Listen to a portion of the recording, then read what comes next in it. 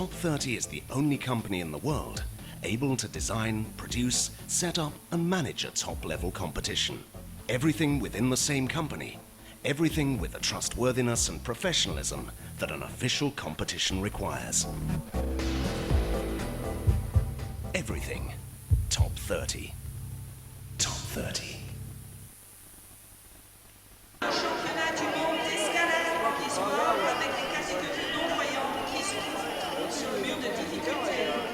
Also in our schedule, we have the visual impairment categories in the World ParaClimbing Championships on the lead climbing rope.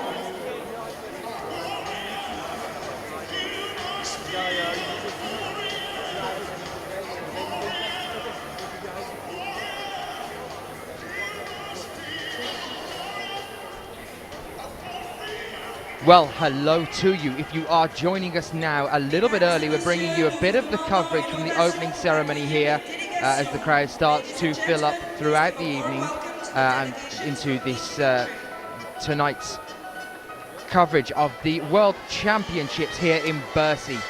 Just joining you a little bit earlier to show you some of the opening ceremony. Welcome to you. My name is Daniel Finn. I'll be with you in a few moments' time having a chat to you on the screen. But for now, let's leave you with some of the coverage as they bring out the flags participating from the different nations, carried by the athletes here in Bercy in Paris for the World Championships. This is going to be a good one, guys. Get set, and very shortly we're going to be going over to those fantastic boulders in the background there to bring you coverage of the male bouldering finals. I'll see you very shortly, and for now, let's leave you with the coverage.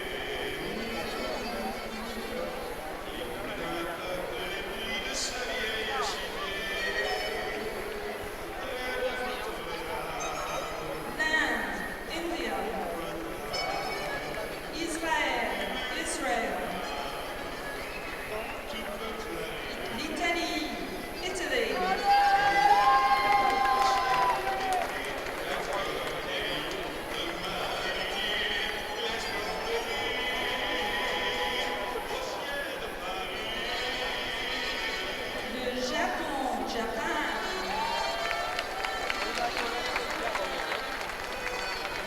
Le Kazakhstan, Kazakhstan.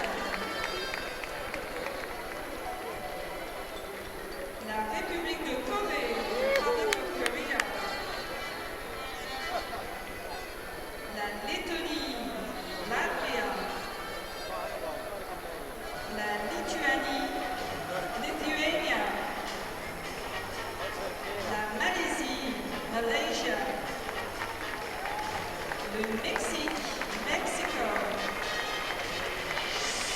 L'ex-République yougoslave de Macédoine, the former Yugoslav Republic of Macedonia. Les Pays-Bas, Netherlands. La Norvège, Norway.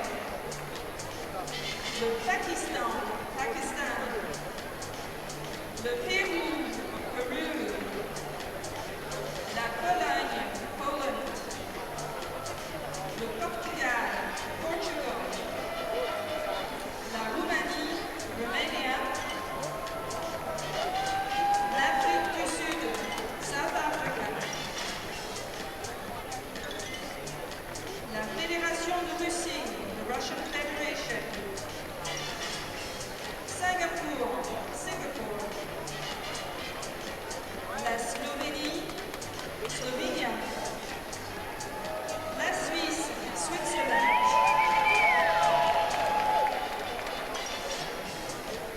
La Slovaquie, Slovaquia.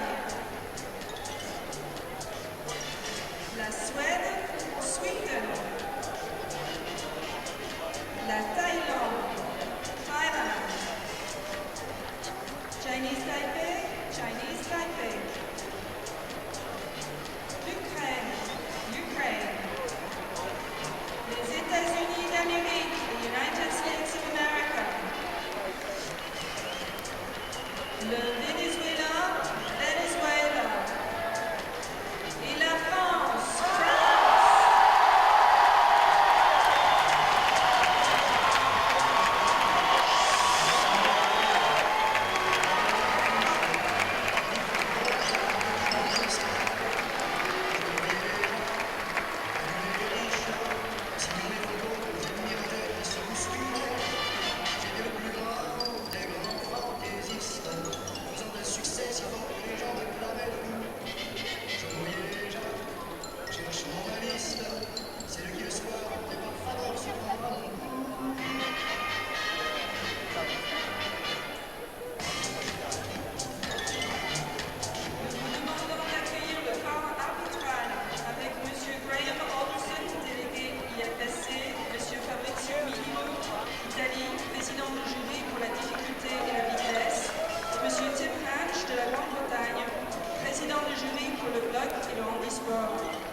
Now representing the officials, please welcome Graham Alderson, IFSC delegate, Fabrizio Minimo of Italy, lead and speed jury president, Mr. Tim Patch of Great Britain, jury president for bouldering and ParaClimbing.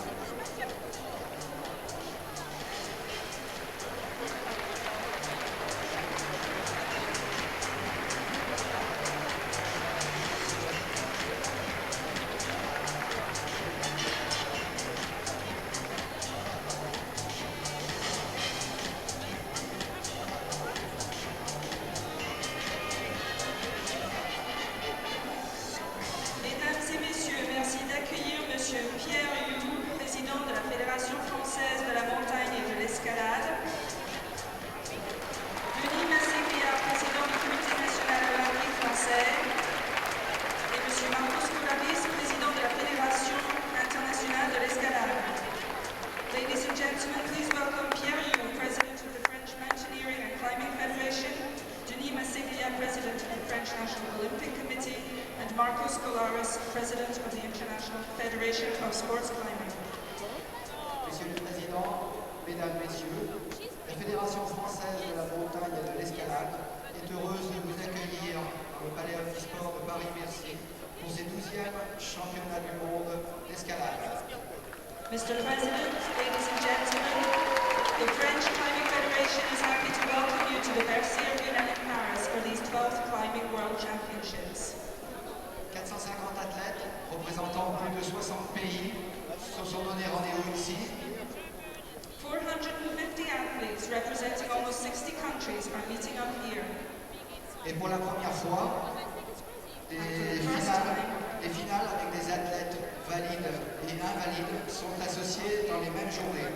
And for the first time, able-bodied and disabled athletes will compete together.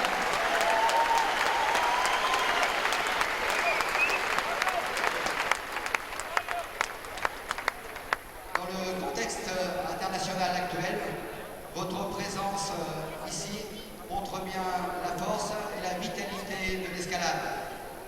In the current international context, seeing so many of you here proves climbing strength and vitality. Je vous remercie pour votre présence et je vous souhaite d'excellentes compétitions. Thank you for your presence and have an excellent competition.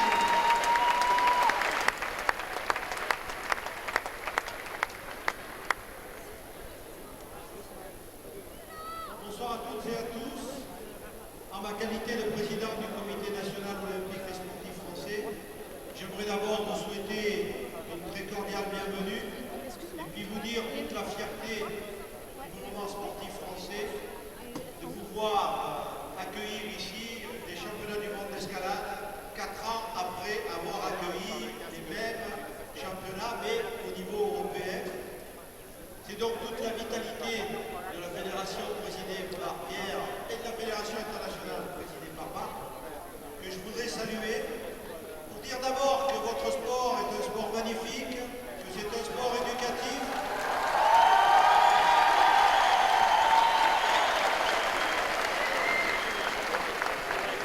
Et que tous les espoirs vous sont permis pour qu'ils voient plus haut, plus vite et plus loin.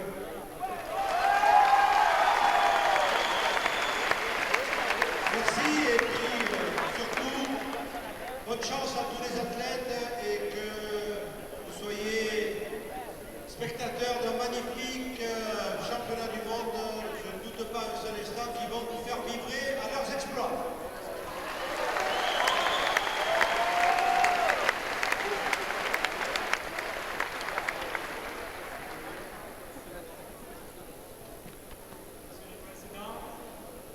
Members of the world, ladies and gentlemen, welcome to Paris to the 12th Climbing World Championship and second ParaClimbing World Championship.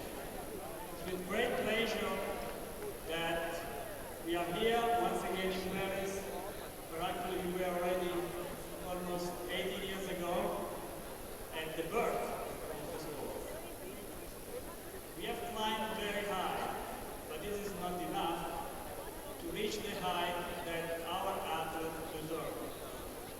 I hope that the championship here can prove once again the excellence of our athletes as well as the height that they deserve.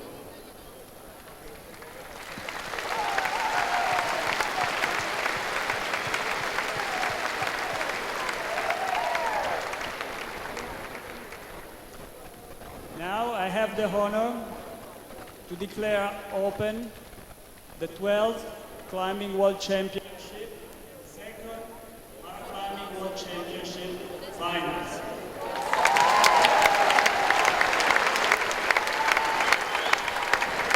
Non, Pologne.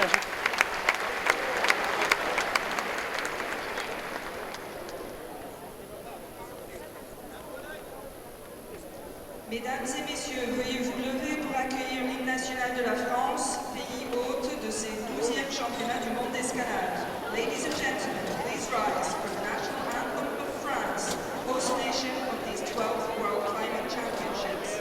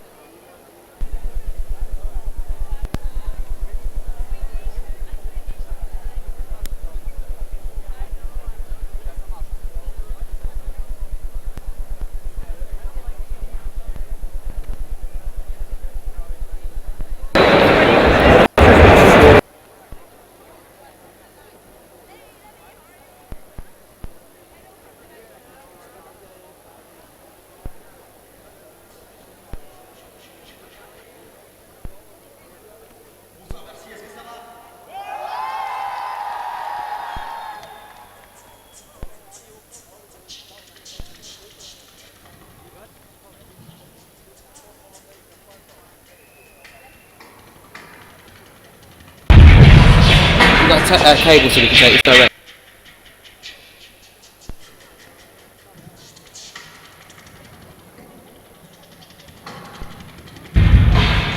Well, welcome to Bercy. Apologies for that brief introduction that got off there. We are live, obviously. Always have a few technical problems every now and then, but welcome to Bercy. My name is Daniel Finn, and I'll be with you throughout this, the first evening of our grand finals here in Bercy in Paris for the World Championships. Welcome if you're joining us. We are just about to get things underway with our male bouldering final here in Bercy, and it's about time we started to get excited about that.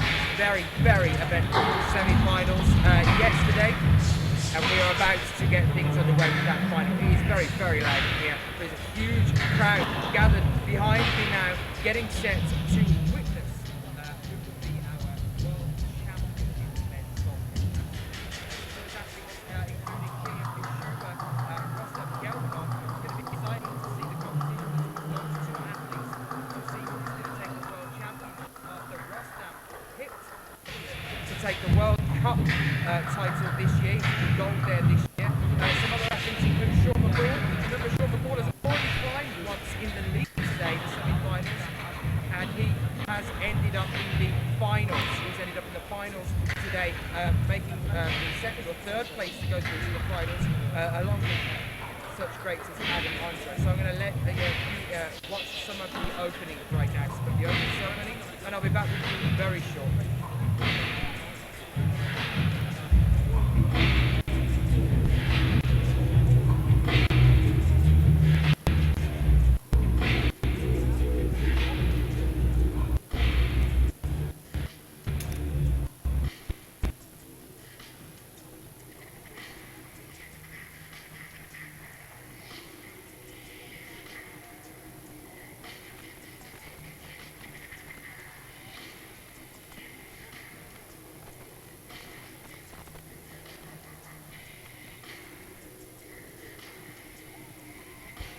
Well, apologies for some of the sound loss there. We are in the main arena, and there is quite a lot going on here now. There's a very, very loud show beginning here at the start for the opening ceremony. Well, I have the pleasure of announcing that I am joined by Sheila McCarran again now, back down here.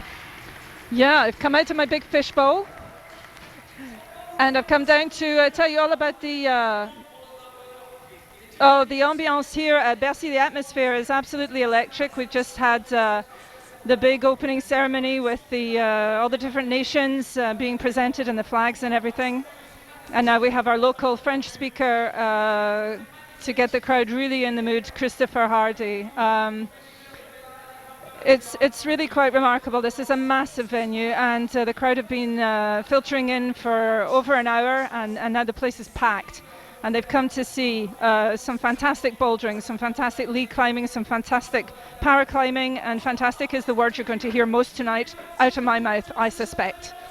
Also, not to forget that we also have the speed going on as well tonight, the women's speed finals. That's right, women's speed, yeah. And world records being broken left, right and centre. It's all getting excited. Just to recap then, guys, the things that I was trying to say to you out there in the auditorium when unfortunately we had some unexpected sound loss there.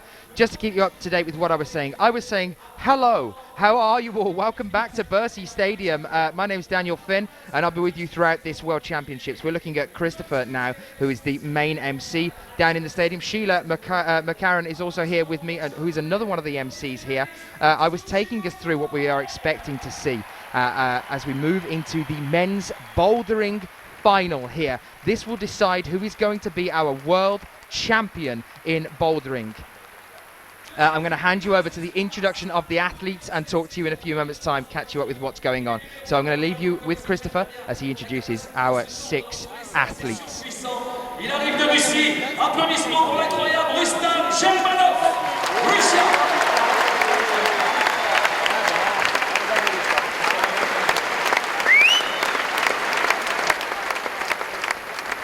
Troisième finaliste ce soir, 3 podiums cette saison à son actif, 1 victoire. Il est champion du monde en titre, il remet son titre ce soir en jeu. 4e cette saison et deuxième sur le classement mondial la saison dernière. Applaudissements pour monsieur qui nous arrive de Russie, Dimitri Sharafurinov, Russia.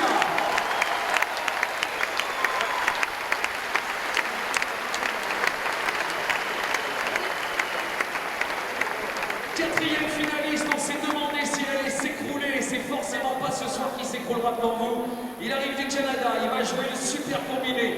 Les trois disciplines, capable de prendre un podium ce soir en bloc, capable de prendre un podium demain aussi en difficulté. Le seul grimpeur à avoir été 7 fois champion du monde dans sa carrière et surtout une fois dans toutes les disciplines. Applaudissements pour le Canadien, Sean McCall.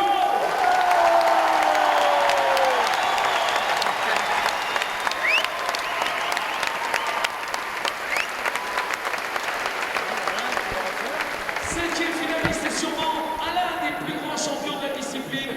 Il est autrichien, ça fait plusieurs années qu'il survole le circuit mondial, Coupe du Monde. Applaudissements s'il vous plaît, 4 podiums cette saison, 2 victoires. L'incroyable autrichien Mr. Kilian Fischemar.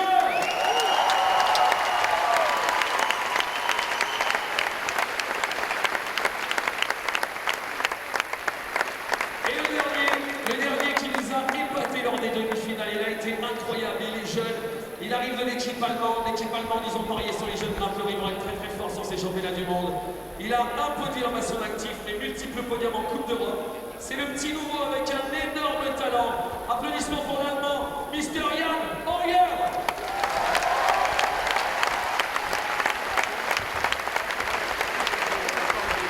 Allez, s'il vous plaît, je voudrais une ovation de tout le monde pour l'ouverture de cette finale.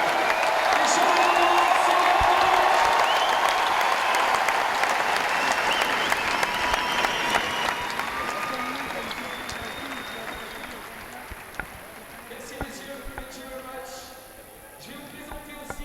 Just to tell you that the observation time that the athletes usually get just before they started, they in fact had it before the opening ceremony. So they've already been out, had a look at the routes, they know what's expected of them, and they've had time to think about it in the meantime. Well, I managed to have a chat with Jamie, actually, the head route setter for the bouldering as well, and don't fear, I have all of the rough gradings for the routes, and also I had an interesting chat with him about what we are due to expect as we move through these 4 different bouldering problems as well. Jamie, the British head route setter over here in Bercy for the bouldering. So I'll have a chat and take you through that as we move into this, the final, guys. This is going to decide who is our world champion. It's the biggest event of our year. So welcome if you are joining us to IFSC.tv. You could also be joining us on YouTube as well. Welcome if you are joining us there. If you are joining us there, do come across to IFSC.tv and join myself and Sheila in the chat room as we take you through the coverage of the finals here. Let's have a brief look now at the start lists for the competition here. Those are our athletes. And what a final we are due to have here. Rei Sugimoto of Japan starting us off, followed by Rustam Gelmanov, Dmitry Sharafutinov, Sean McCall, Kilian Fischuber, and Jan Hoyer. Jan Hoyer of Germany and Rei Sugimoto, both making it into many finals this year alone as well. Sheila, what is the standard looking like of this final? What are we thinking we're going to expect to see as we move through this? Well, judging by the quality of the semi-finals, I think it's going to be fairly major. And when you look at some of the athletes who are not in this final, you think, good grief.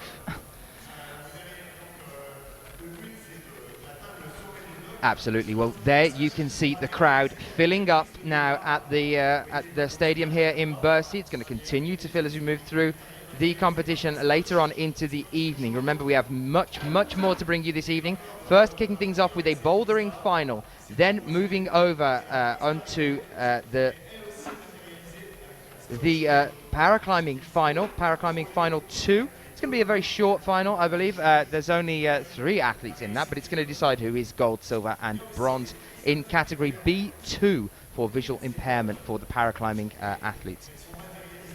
And then after that, sorry, B1, yes, B1, which means practically blind. That's less than 5% vision, B1 category, I do apologize, in the paraclimbing.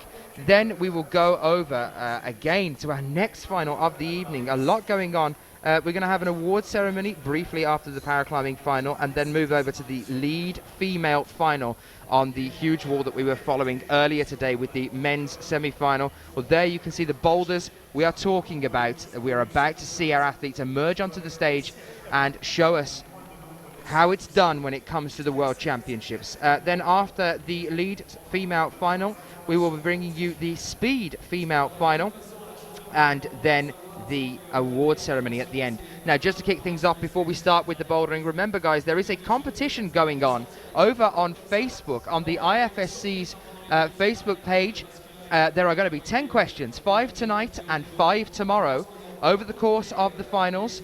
And if you can answer all 10 of those questions correctly, you can win yourself, for being an Adamant fan, you can win yourself some rope that we use here at the championships. Beal rope, the make is Diablo. You're talking about the best rope to be found. It's what we use here in the World Championships, and you can win yourself that over on Facebook if you answer the questions. I'm going to give you the first question now as we watch Ray Sugimoto as he joins us here on the wall. First question is thus: when was the IFSC created?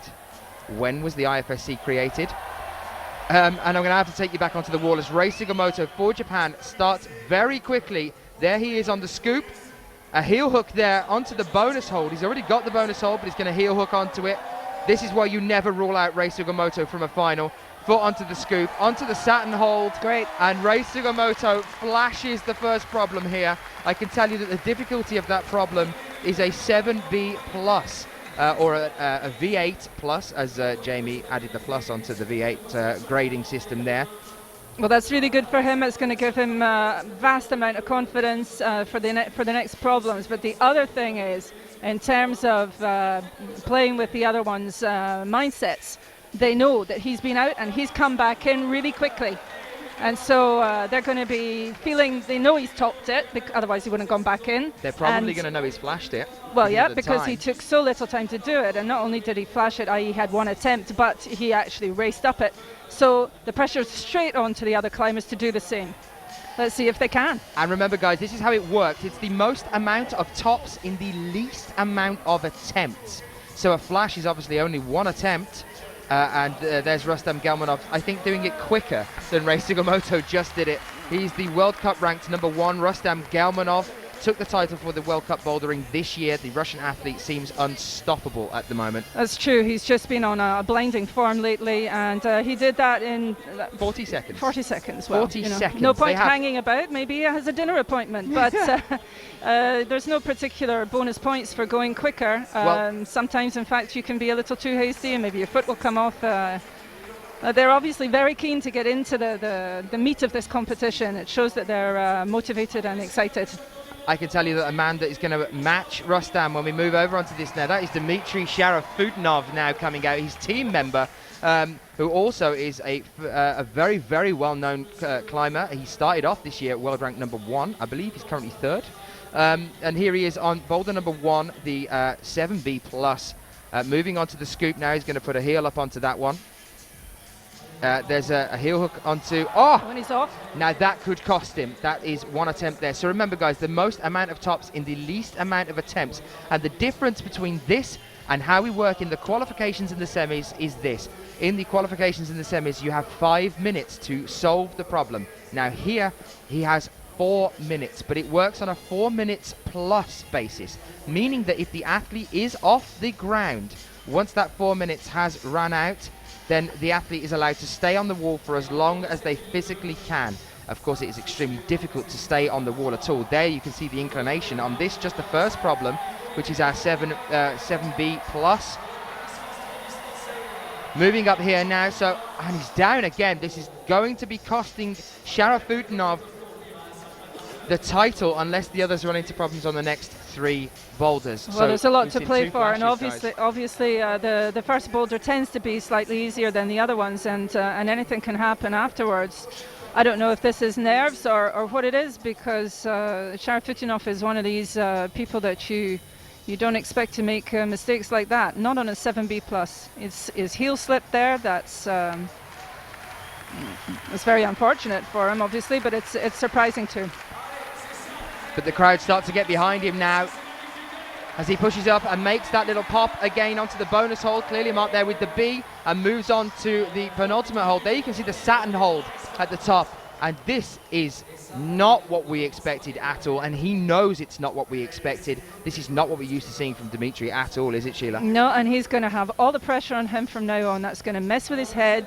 The others have come out and flashed it. He's going to say, I've had so many attempts at this, because he isn't done yet. And that's really going to in terms of his mindset, that could be fairly major in how he approaches the second block if he manages to get this one. And it is definitely a mental thing. That is why the boulders are called problems. They do need to be solved. The solution needs to be found. Dimitri knows the solution. You can tell he knows the solution here. But for some reason, he just keeps slipping. There he is. He's shunted up a little bit higher now on the scoop than he normally did last time. There's the foot. There's the top. That's what the problem was. He had not shifted up the side of that scoop, and what a basic mistake essentially. Yeah, it's like he didn't read it right. It really is surprising at this level, and for that climber in particular to make I think basic error is a bit cruel at this stage, but certainly it seemed that he didn't read it right. He actually tried two different methods. He tried getting the heel up first and then going further up, but his hand, as you say, wasn't high enough.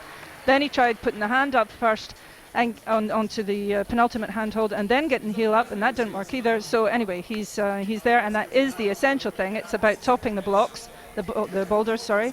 Or problems, as some people call them, but as Daniel was saying, it's about doing it in the least attempts, and right now this is not working very well for Sharafutinov.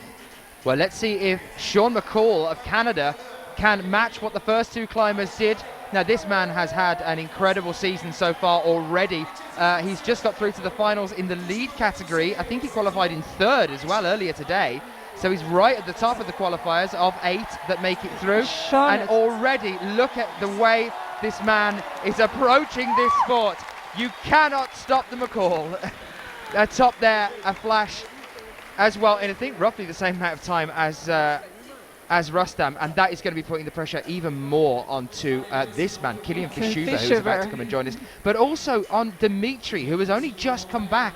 To see McCall then go out and succeed that quick after he's had those problems, it's really going to be playing with his head now as he moves through the final. Yeah. Well, Sean did that completely differently. He had me worried for a moment. He was looking like he wanted to put a toe hook over and on the bonus hold, which he still had his hand on.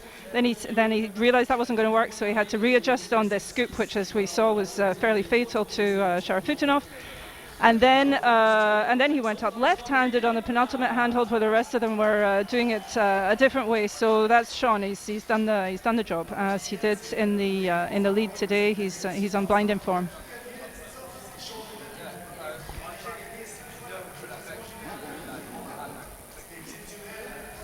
Well, here we see Kilian Fischuber, a man who has held either a first or second place World Cup ranking since 2006. That's 6 years of being right at the top of the game. He's a legend already within the sport. That's quite a stretch there around that side. Oh, this is the funny thing about bouldering, you see. He's done it its own way again. The thing is, he has a completely different build to Sean McCall, who's a much shorter climber. And Sean managed to swing most of his body up into that scoop actually before he went higher. Kilian had to go another way because that just wouldn't work for him. So he had to find his own solution to the problem. And you can see the controlled breathing there from Jan Hoyer of Germany, who now comes out to attempt problem 1. You can see our cleaners coming out onto the water, make sure that there isn't a chalk build-up as we move on to our last athlete to come out and attempt problem 1 before we start moving on to the next problem, 1 at a time, which is great to see because we get to see nice close-ups of how these athletes are working. And the pressure is definitely on this athlete now, and definitely on Dmitry Sharafutinov.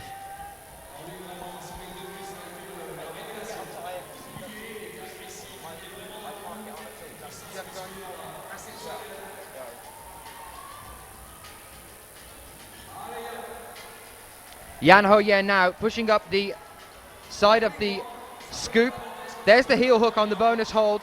He's got a hand on the penultimate hold, pop up for it, and there it is. With one arm securing that one. A little bit of showmanship for the crowd there, but he was even confident enough to take his right foot off of that bonus hold and smear to go for the final handhold. So usually we see that kind of behaviour from Rustam Galmanov, but no weight around him at all. Especially that one-arm pull-up thing with your body, your lateral body. Yes, that's fantastic. I do it every day. So everybody has flashed the first problem except Dimitri. Which means we are in for an interesting final based on what happens next on the second wall. Now, if Dimitri can come out and flash, and if the other athletes run into some problems on the second problem, well, that is the time for him to start pulling it back. I can tell you that the next problem we are about to see, as we just see a replay there of what Killian did a few moments ago. You can see the concentration on his face there, biting as he tries to push up onto the penultimate hold and transfers onto the Saturn hold there at the top. Swinging out there. Here's Jan Hoyer doing the same thing with one arm. Watch him take it off in a moment. Now, Killian, the heel hook. With Killian, it'll be interesting. It would be interesting to be in his head and figure out just how much of a pressure he feels in defending his title. Killian's, yeah, absolutely. We also have the battle between Killian and Rustam Galmanov after the interesting final Boulder World Cup this year over in Munich. We were there, and Killian not making it through to the semis, which is just unheard of in the sport. It was a disaster for him, yeah. And Rustam Galmanov and him were tied to take the title, and due to the fact that he didn't make the finals, it meant that he ended up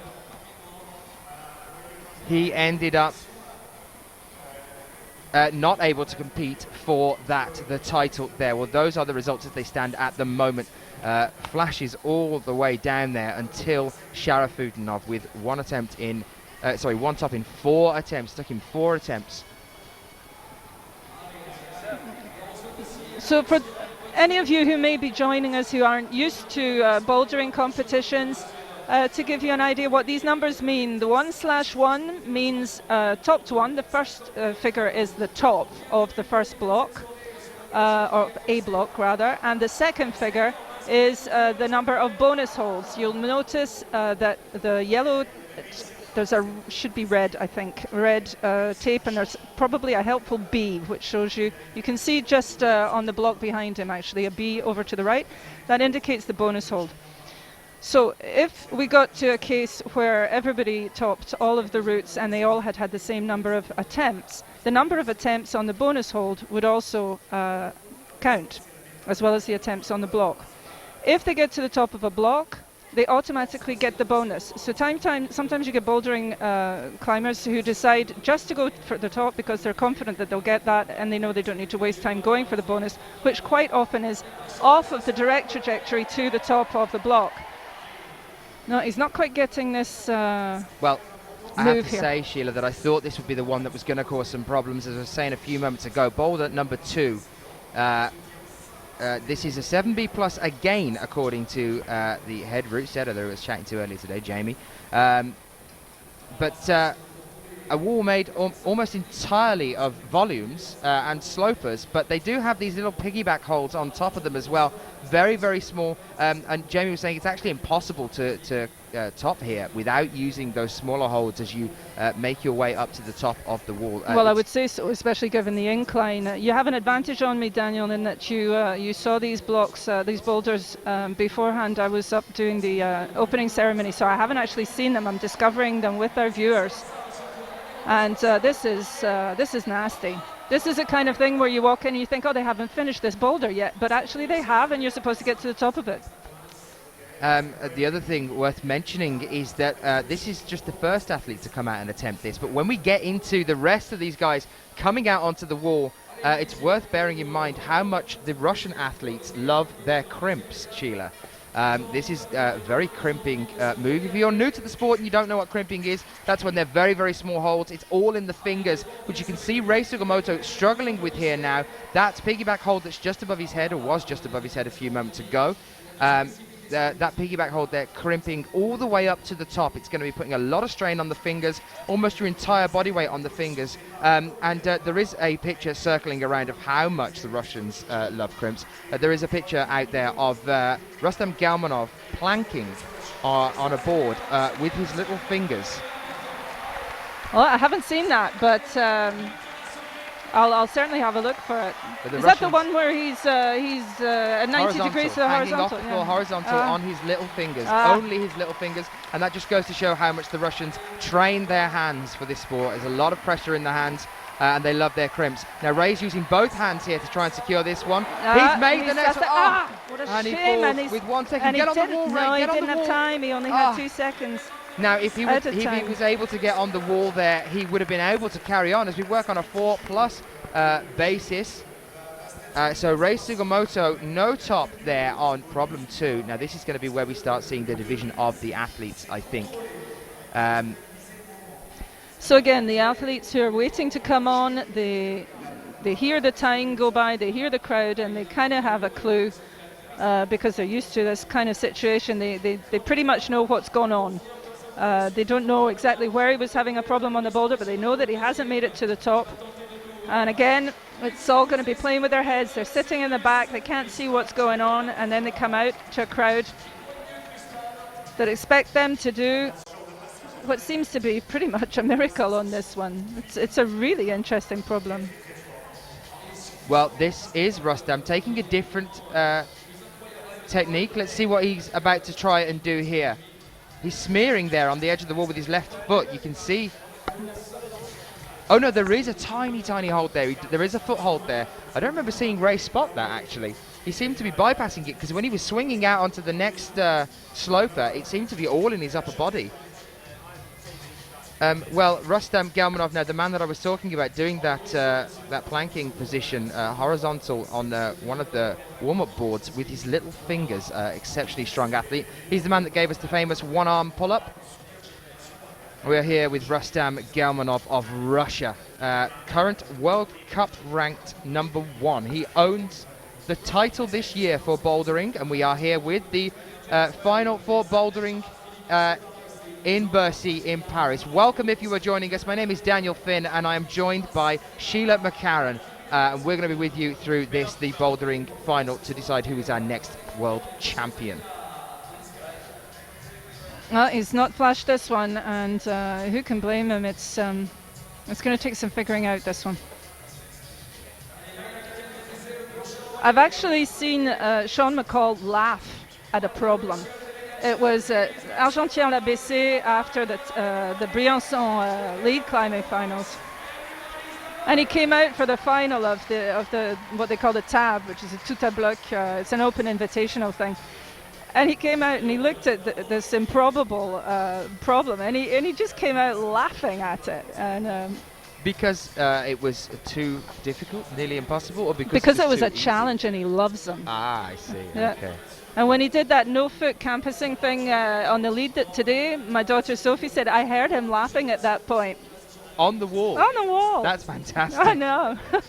Guys, if you want to watch any of the footage from the coverage here in Bercy for the first few days, you can get onto YouTube and watch it on there on IFSC's YouTube channel. Oh. Interesting to see Rustam struggling with a crimp. Despite his Go Faster stripe haircut. Yeah, it's definitely a tricky one. If he can't keep a hold of that, then, as you say, with the incredible tendon strength he has in his fingers, then maybe it's an angle issue. Maybe you really just need to get the angle right, but good grief. So Rustam Galmanov, with 1 minute 10 seconds left on the clocks, begins to make another attempt. He's trying to match on something that's the width of your kind of pinky nail. It's horrible, horrible. This Torturers, sadists that have conceived this. It's going to be exactly what Dmitry wants to know is happening, though. If he can come out here, and another Russian athlete, another athlete that loves crimps, if he can come out here and pull back some of those attempts, that is going to hopefully put him back into the competition. He's got 34 seconds left. He looked at the clock. He's a little gesture that says, yep, I got the time.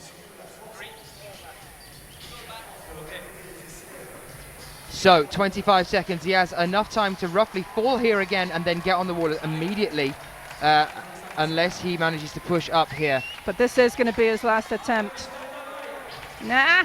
Oh no, now he's come off 12 again. seconds, He's got 12, grabbing 11, some more chalk. 10. It's looking like there you are. This will be the last attempt, I believe. Okay. Let's see what happens as we move into this one. Welcome if you're joining us. Here's Rustam Gelmanov trying to top Boulder Problem 2, a 7B+, and there are the results as they stand at the moment. Bearing in mind that the three climbers above him in that table and Sharafutinov at the bottom have not yet attempted this second boulder. Not enough though for him. Welcome if you are joining us in the chat. I can see some of our regulars returning. Hello to you. My name is Daniel Finn and you're joined by Sheila McCarran as well. It's Hi a pleasure guys. to have you here, Sheila. Thank you for being with us. No problem. So this problem 2 here, a 7B+. Gandhi Hoyer topped the first block. He flashed it, in fact. Everybody flashed it except for Sharafutinov. So we wait for our next athlete to join us, and this is going to be the next one. Hello to Mr. Wheezy joining us in the chat. It's nice to see you back with us. And indeed all of you joining us from all over the world as well. Nice to see so many regulars back in the chat room with us. Hi, Ashley. So Dimitri is going to want to do this in the fewest attempts possible. I know that sounds like a given thing to say when we're talking about bouldering, but due to those 4 attempts on the first problem, when every single other athlete flashed it, he has to pull back some attempts here now. He's going for the heel hook on that handhold, and that doesn't work for him either. Of course, he's a tall, rangy climber. Perhaps he thought that would just give him the extension enough to go over and be more stable, getting a small, as we've seen, a tiny little handhold, which most people would be more likely to put their foot on than their hand. But it didn't work, not in our first attempt anyway. Just to remind a few of you that might just be joining us at the moment. Yes, we have had the first boulder, and every athlete flashed that, apart from the athlete we are currently watching, Dmitry Sharafutinov of Russia. So Dimitri's going to need to start pulling something back now as we move into the next couple of boulders. If he wants to try and pull it back, a lot of people saying Killian's going to do it.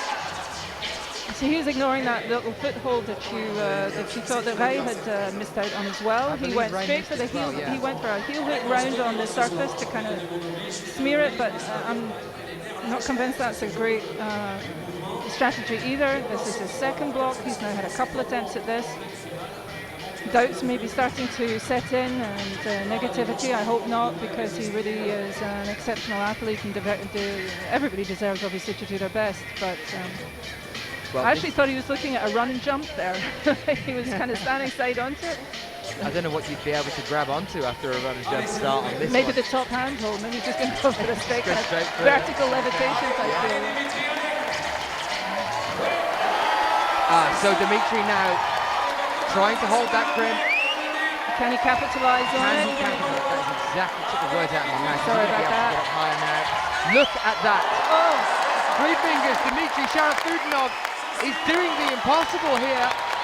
Moving up this wall now. Now, if he can get any higher on this one, he's in with the chance of pulling himself back into the competition. And the crowd are egging him on. They desperately want him to get back the deficit from the first block to make a real competition of this. Now he needs to settle. He needs to Get that bonus hold through that. No one's got that high. Look at the fingers. Look at the strength in the Russian athlete's fingers here. Get the bonus hold, Dimitri. Put it on the bonus hold. Just in case you come off, because no other athlete's done it. That is Dmitry Sharafutinov telling you not to rule him out of this competition. Game on. And look how exhausted. He only had 3 seconds left. Is that it? Oh no, they're just counting down the timer. Sorry. An incredible start to this, the bouldering final, to decide who is going to be our world champion. Lying on his back. I don't know if he was trying to catch his breath or it was just sheer relief. I thank God I got to the top of that one. Well, he knew he needed to do it. The pressure is slightly off him now as he managed to top the first problem, but in 4 attempts. Managed to top the first problem, but in 4 attempts. That is MG joining us in the chat room saying, that is my coach, my friend, 3 times world champion. fantastic to have you joining us. Welcome, NG. We'd love to see all of you guys becoming regulars in the chat. I can see a couple of our regulars in there as well. Welcome if you're joining us. What an incredible climb there from Dimitri Sharafutdinov. And Dan, did you hear how the crowd really got behind him? Yeah, the French crowd.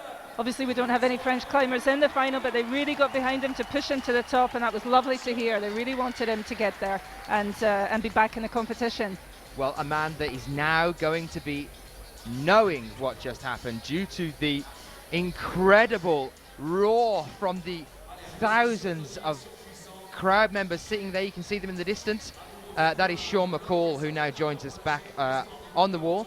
Sean McCall, and a very accomplished classical pianist, so there's some strength in the hands already, even if he wasn't a training addict, and also very, very well known as a boulderer and a lead climber. We're going to be seeing him in the men's lead final tomorrow as well, so much more to come from Born on the Wall McCall. Yeah, Sean placed third in the semis to go through to the final today. He was looking extremely sharp. He's, of course, going for the overall title. He did the speed, which is his weaker event, but he did a decent enough time on that, and he's obviously sitting very well in the lead competition. Kind of addressing the block before he gets onto it. Sean, of course, lives now in France most of the year and has been pretty much adopted by the French climbing fraternity.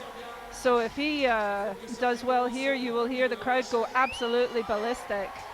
He's got the crimp, he's got the first one, and he uses it to go straight up. His feet are off the wall. Look at that determination in his face. Sean McCall now managing to match it. This is his second attempt, guys. Second attempt. That is a top for Born on the Wall McCall, and he lets the audience know that he's appreciating what they're giving them. I would just like to inform you in the chat and the rest of you who are listening to us that I spared your eardrums. I actually was lost for a squeal there because that was so amazing. Sean McCall rocks. I believe that was his second attempt, is that right? It was his second attempt. That's going to be skyrocketing him into the lead at present. He flashed the first one, second attempt as well there on this one here. Now, guys, if you are joining us, maybe having some problems with sound, I think a couple of you, well, just try refreshing the page. You should be back with me, Daniel Finn, and Sheila, who is sitting next to me, Sheila McCarran. So welcome if you are joining us to this, the World Championships. Look at the response Such a from showman. Sean. He is happy, happy, happy. So Killian's thinking, okay, pretty much have to do this then. Yeah, Killian is definitely going to be thinking this through right now. Flashed the first problem, and he's going to know how quickly Sean did that last one. This is turning out to be quite possibly the most exciting final I think I've seen this year. This might even end up topping Vienna. I was going to say Munich. Well, Munich was a good one as Munich well. was pretty We've had awesome, quite a few huge of them from the house anyway. The atmosphere just built and built. I actually thought the final might end up being disappointed because the semis were so good. Yes. And they managed to top that. And now look at this, and oh, how lucky are we to be here and share in this atmosphere at Bercy. For anyone who hasn't been able to make it, feel sorry for you, but we'll try and share it with you as best we can. Look at that crimp, and he's going to push himself up like, no, he's going to try and match and go up. Sean, no, there we go. Same way Sean did it. This is incredible. Please do not tell me we are about to see a flash on this. Kilian Fischuber of Austria. Oh. Look at the strength in the man's arms and fingers. You just never fear. It's not just strength, it's precision as well, Daniel. He's straight onto that crimp. Kilian Fischuber, 2 flashes here at the World Championships. Now outdoing Sean McCall. Straight into the lead. Every athlete that's come out here on the wall has just stepped the bar higher. It's just going to get more and more exciting as we move through this competition. Still got Jan Hoyer to come out onto the wall as well, guys. How are you enjoying the coverage here of the World Championship bouldering?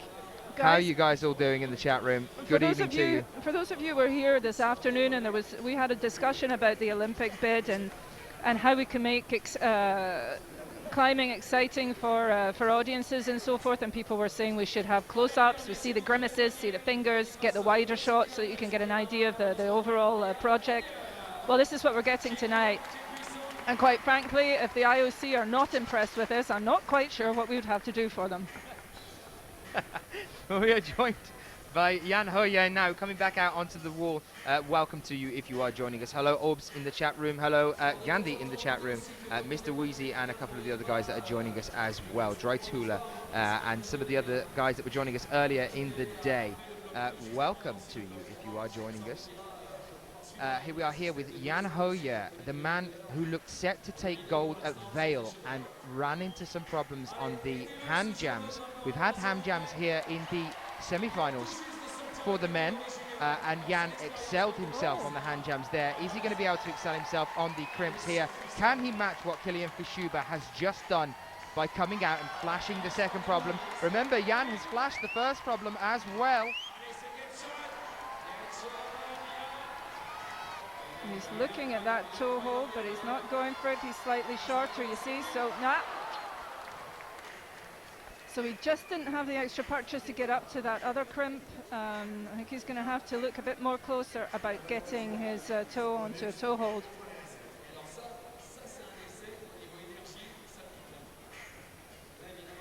Hi Yassine, that's pretty good if you've managed to get the French coverage in one ear and the English in another. I think you're going to be completely schizophrenic by the end of the night.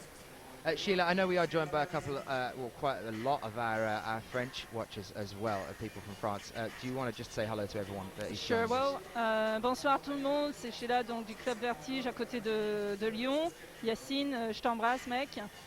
Donc on est ici à Bercy, désolé si vous n'avez pas pu venir, peut-être que vous venez demain pour les autres finales. En tout cas l'ambiance à Bercy, c'est chaud et la qualité de cette finale de bloc pour démarrer la soirée, ça promet vraiment. On a vu une cérémonie d'ouverture très sympa.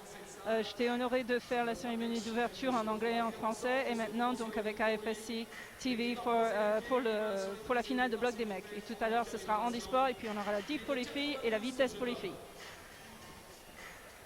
Well, thank you, Sheila, for saying hello to the French audience as well. I'm afraid my French is absolutely terrible, so I won't attempt it. But Sheila is luckily with me, and just to say hello to you guys.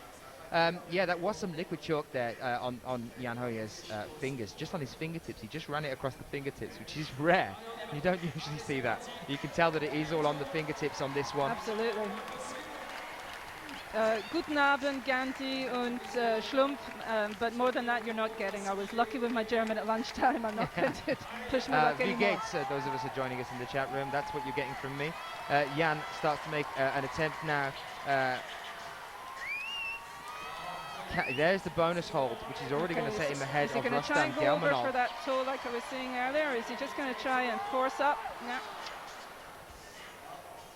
That's another effort gone, another attempt, I mean. We'd really love to see him get on the wall here. Remember, guys, it works on a 4+ minute basis. If he's on that wall after the 4-minute clock runs out, then he is allowed to carry on attempting as long as he can hold onto the wall. He's brushing his own wall. That's going to rub the chalk off the fingers. Well, here is Jan Hoyer, the man that looked to take gold in Vale earlier in the year. People asking about the grades. Yes, Gandhi, just to inform you, the first problem was a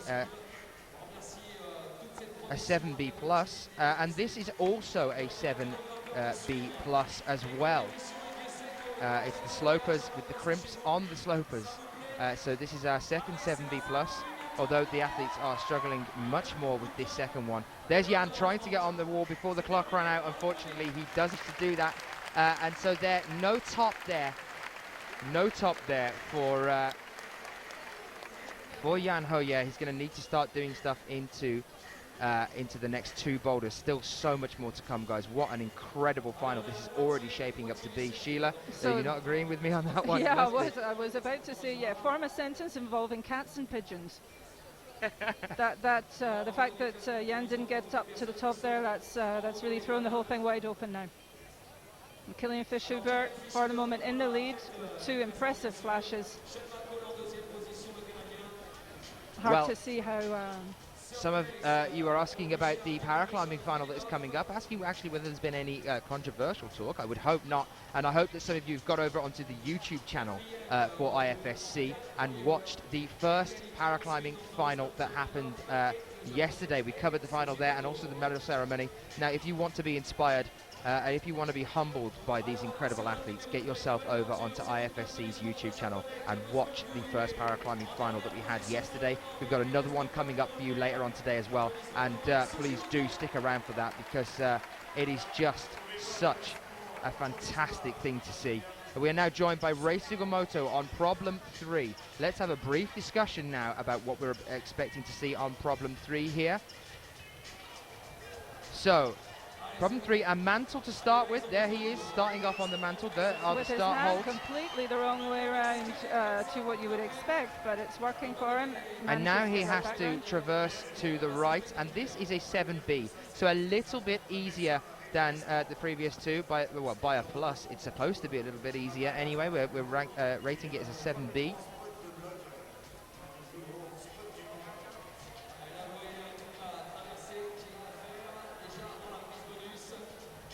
Now, obviously, he has to figure out how he's going to get across from here to the bonus hold, which is actually on the way up to the end of the route, but there's not a lot between him and that hold, so Well, I think this is definitely going to be the one, this section of the wall is definitely going to be the section of the wall that divides this. I think the mantle is going to be relatively all right for most of the athletes here. It's when he moves around to the front here and then up, leaning on what is potentially a slab round to the right-hand side as they traverse to the right.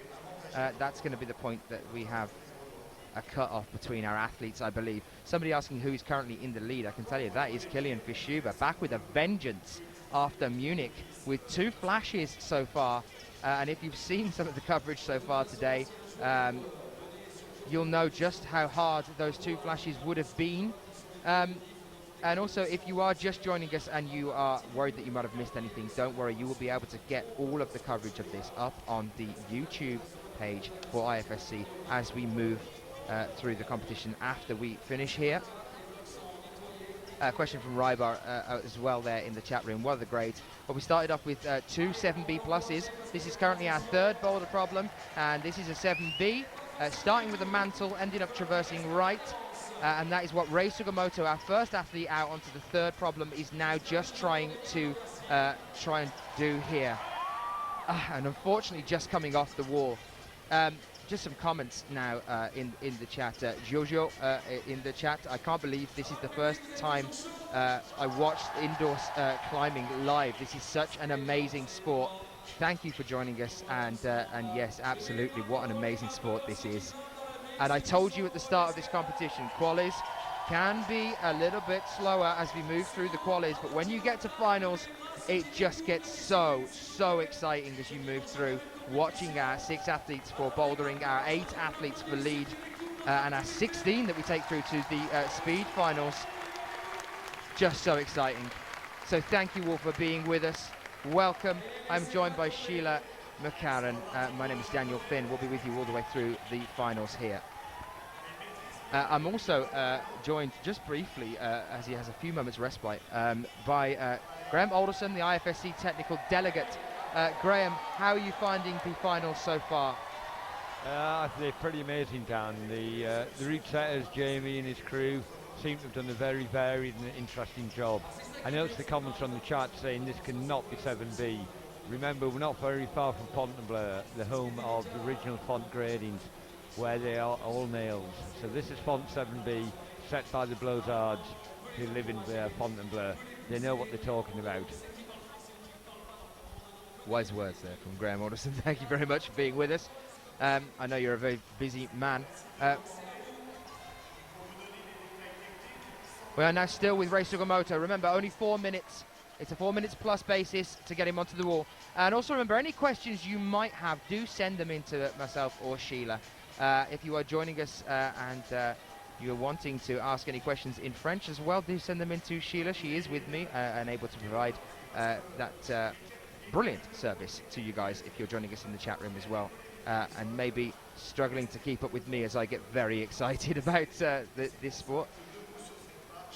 Well, I can't guarantee that I won't get excited myself when we go on to the ladies' lead, because of course there's two female French climbers who I know personally very well, and obviously want them to do brilliantly. But more than that, I hope that the ladies' lead climbing lives up to the quality of this bouldering and the rest of the competition. That it's really such a show that they put on here tonight, and then we do it all again the other way around tomorrow, as in we'll have the ladies' blocks and we'll have boulders, and I keep saying blocks, sorry, it's the French term. And we'll have the men's difficulty and speed, and we'll have another handy sport tomorrow. So the 4 different disciplines that are represented here this week are present on each of the finals evenings. Question in the chat room now. Thoughts from the women's semis? Guys, just go and watch the footage. Honestly, get yourself onto YouTube, onto IFSC's YouTube page. It's already up there. You can watch the women's semis from earlier today.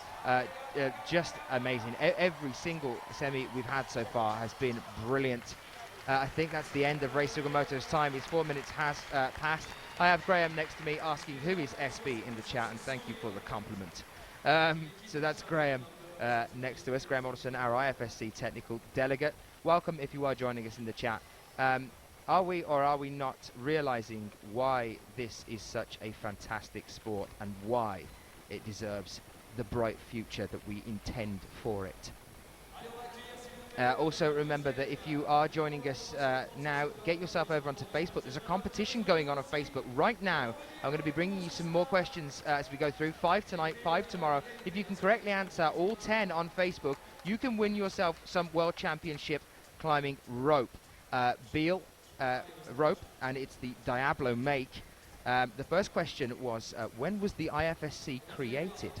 So get yourself onto Facebook and answering that one as well. While you're there, get onto 24/7 TV and also to IFSC's and also Sport Climbing 2020, and click like on there to help support the Olympic movement. We are here now with Rustam Gelmanov, who after being unable to top problem 2, flashed the first problem, but was unable to top problem 2, he's going to have to pull something out of the bag here now, guys. And yes, some of you answering that question rather for me in the chat room. Yes, 4 problems here for the finals. Sheila, how are we finding them? Actually, very sweaty palm making. I thought I was nervous when I was going to be commenting the opening ceremony. Now it's just the sheer emotion of watching this final. It's fantastic. The route setters have done such a brilliant job to make a real show, and the athletes are all giving it their best. So Gelmanov, as we know, is the crimping king. He loves that, and here he is having difficulties.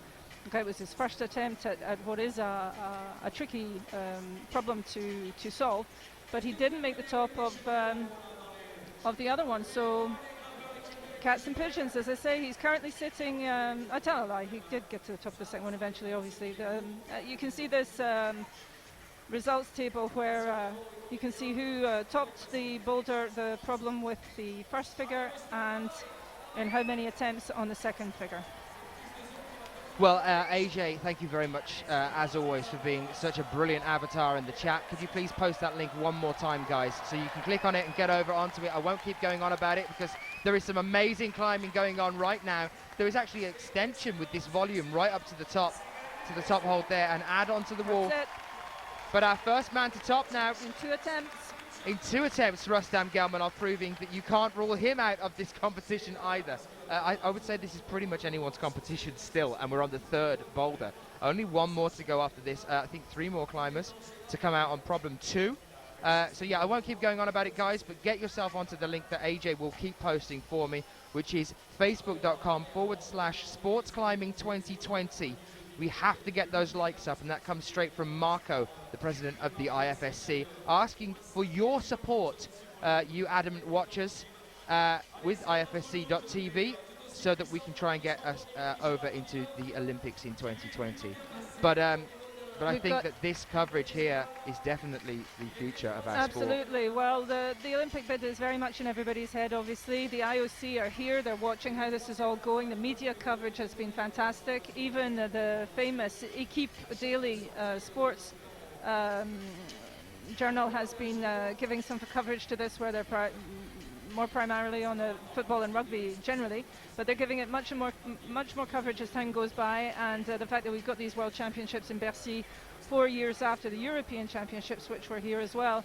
Kind of really sets us up for the kind of media coverage that we've had. Obviously, the specialist press has been talking about pretty much nothing else, certainly in France and across Europe. So, well, let's just go back over onto the wall now, Sheila, as Dmitry Sharafutinov comes back out onto the wall. Now, he's going to have to match here. He's going to have to hit the exact same thing, or do the exact same thing he's just done on problem 2, if he wants to hold on and stay in this competition. Yeah. Due to the problem on the first boulder, he's got to be able to stay on top of his game as he moves through. And remember, Killian has flashed 2 problems, and he's coming up next.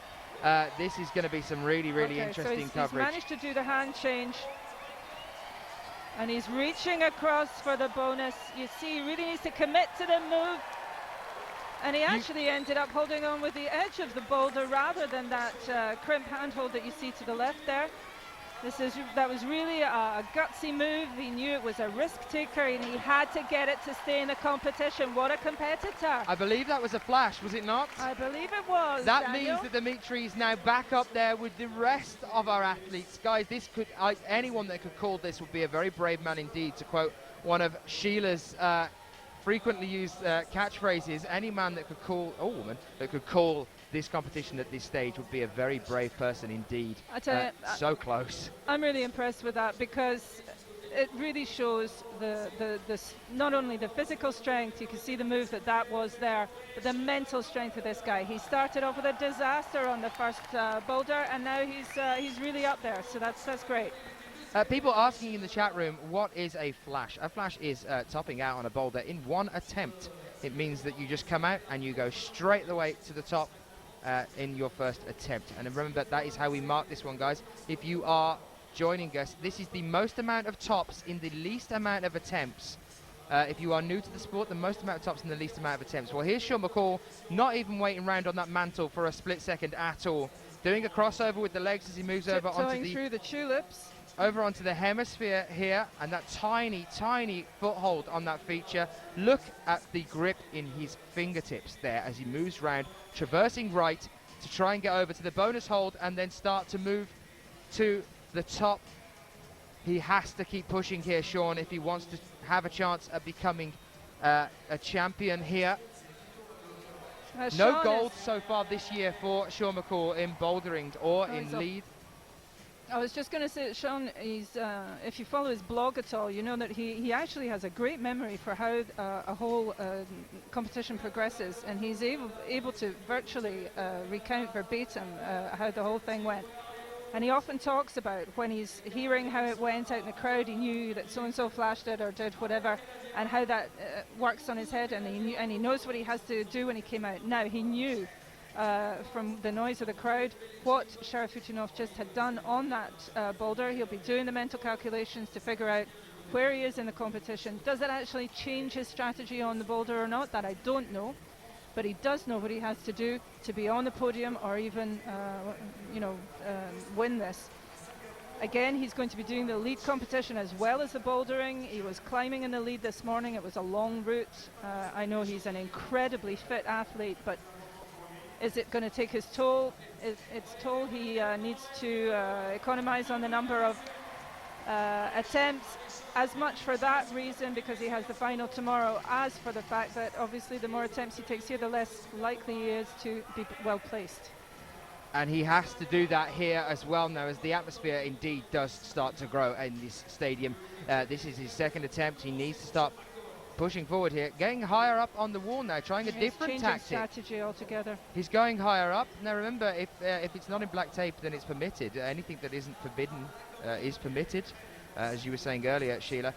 Just to clarify some stuff on the bonus hold in the chat room, while Sean takes a bit of time to think here.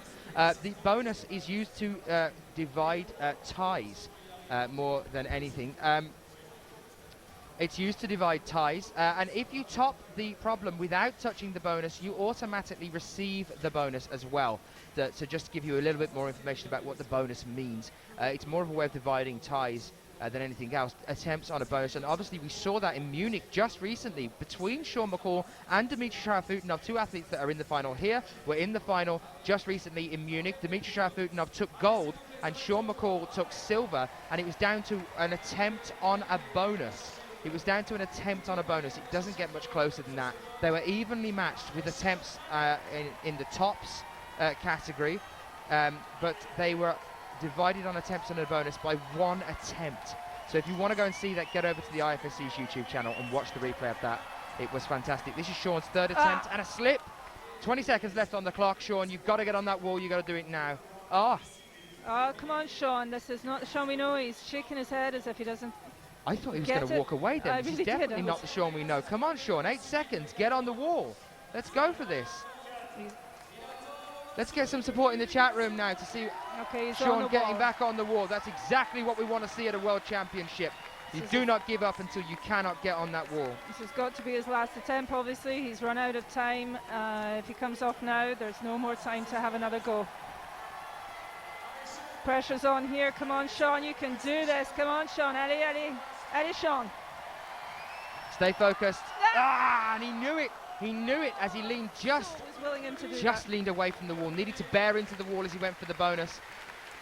Such a shame there from Sean McCall. Well, it comes down to problem 4 then, and also to Kilian Fischuber about to emerge now. It's looking like Kilian is definitely in the right mindset to take the championship He here. literally touched the middle of the handhold instead of getting around the right side of it. That was a great camera angle. It just caught that. The slow motion was perfect. You could see he just didn't get round the back of it. He just glanced off and it was enough to push him off. What a horribly... had to be not only be committed to the move, but very precise, and unfortunately it just didn't happen for Sean. Well, you can see a lot of you saying in the chat room there, you could see on his face that he wasn't happy with that. Well, yeah, obviously not. He wasn't as he went behind the wall. I will try and have a catch-up with Sean later on as well. Well, if Kilian can flash this, he's put a serious option on the gold medal, that's for sure. Absolutely. And if he flashes here, title. then I think we are on for a potential world champion again.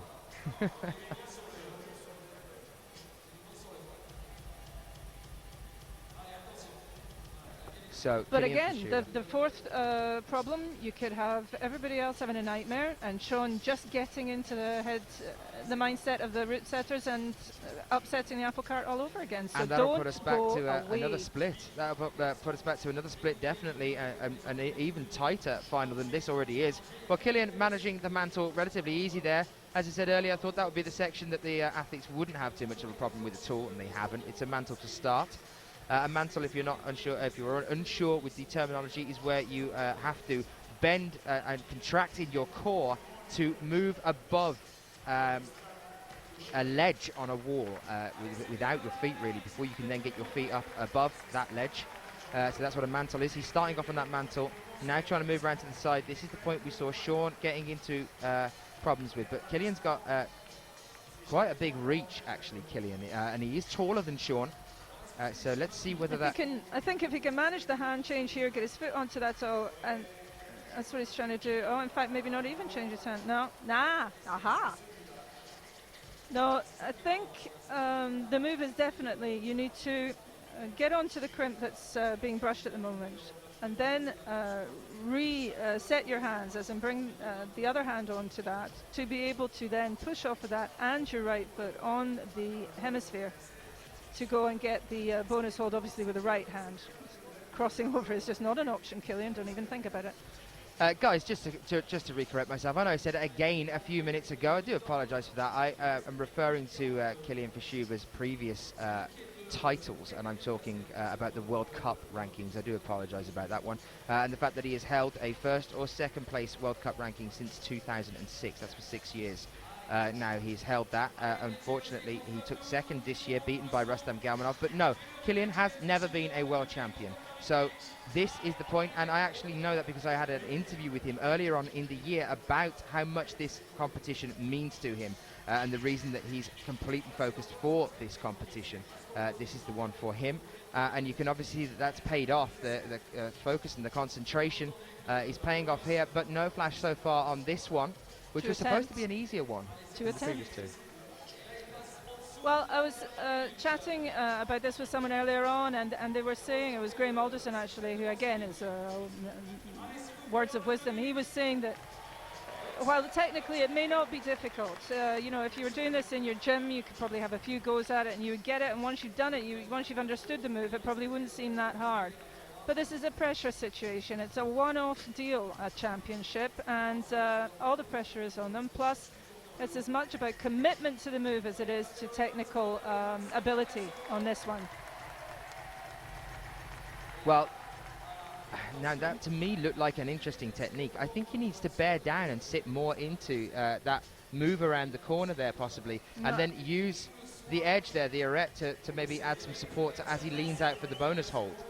I think the hand crossover underneath the pyramid that's above his head there, that one, the crossing over the hands there to be able to get the left hand on the orange crimp is the way to go, which Sean did, but he just didn't get the reach to the bonus, you see.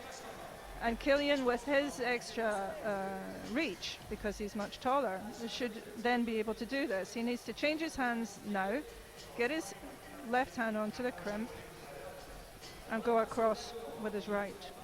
Ari asking us now whether anyone's got this. Yes, yes, we just saw Dimitri come out and flash it, which has brought him right back into the competition. And I believe now that Killian's having these attempts here, it's going to come down to the fourth boulder, and it's going to be putting Killian and Dimitri into play for the gold medal here as well. Schlumpf in the chat room. Yes, I have just addressed that issue, and that is sorted. So let's move forward and follow Killian's asking Killian for the Fischuber. crowd's support there. Sorry, Daniel, to cut in. He was looking a little bit out of breath. He's trying to recompose himself. There, he's trying to do there's a crossover. That's a better idea than what he was having so far, I think.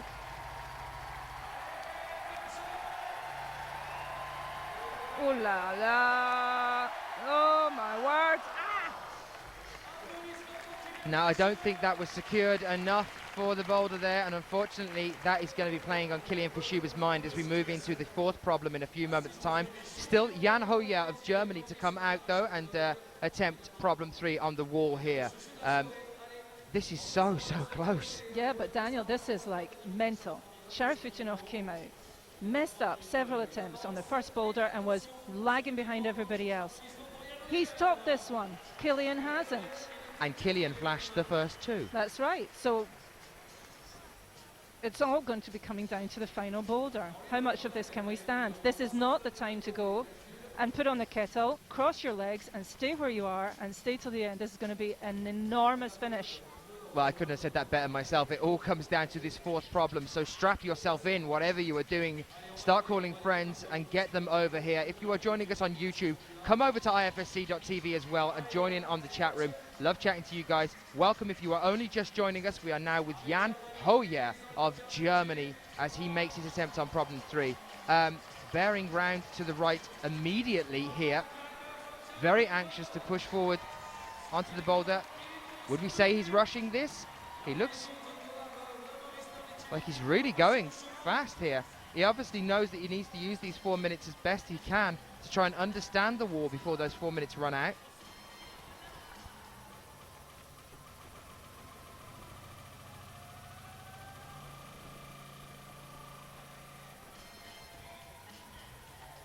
He's trying to use the top of the hemisphere rather than the foothold. I think he might revise that tactic.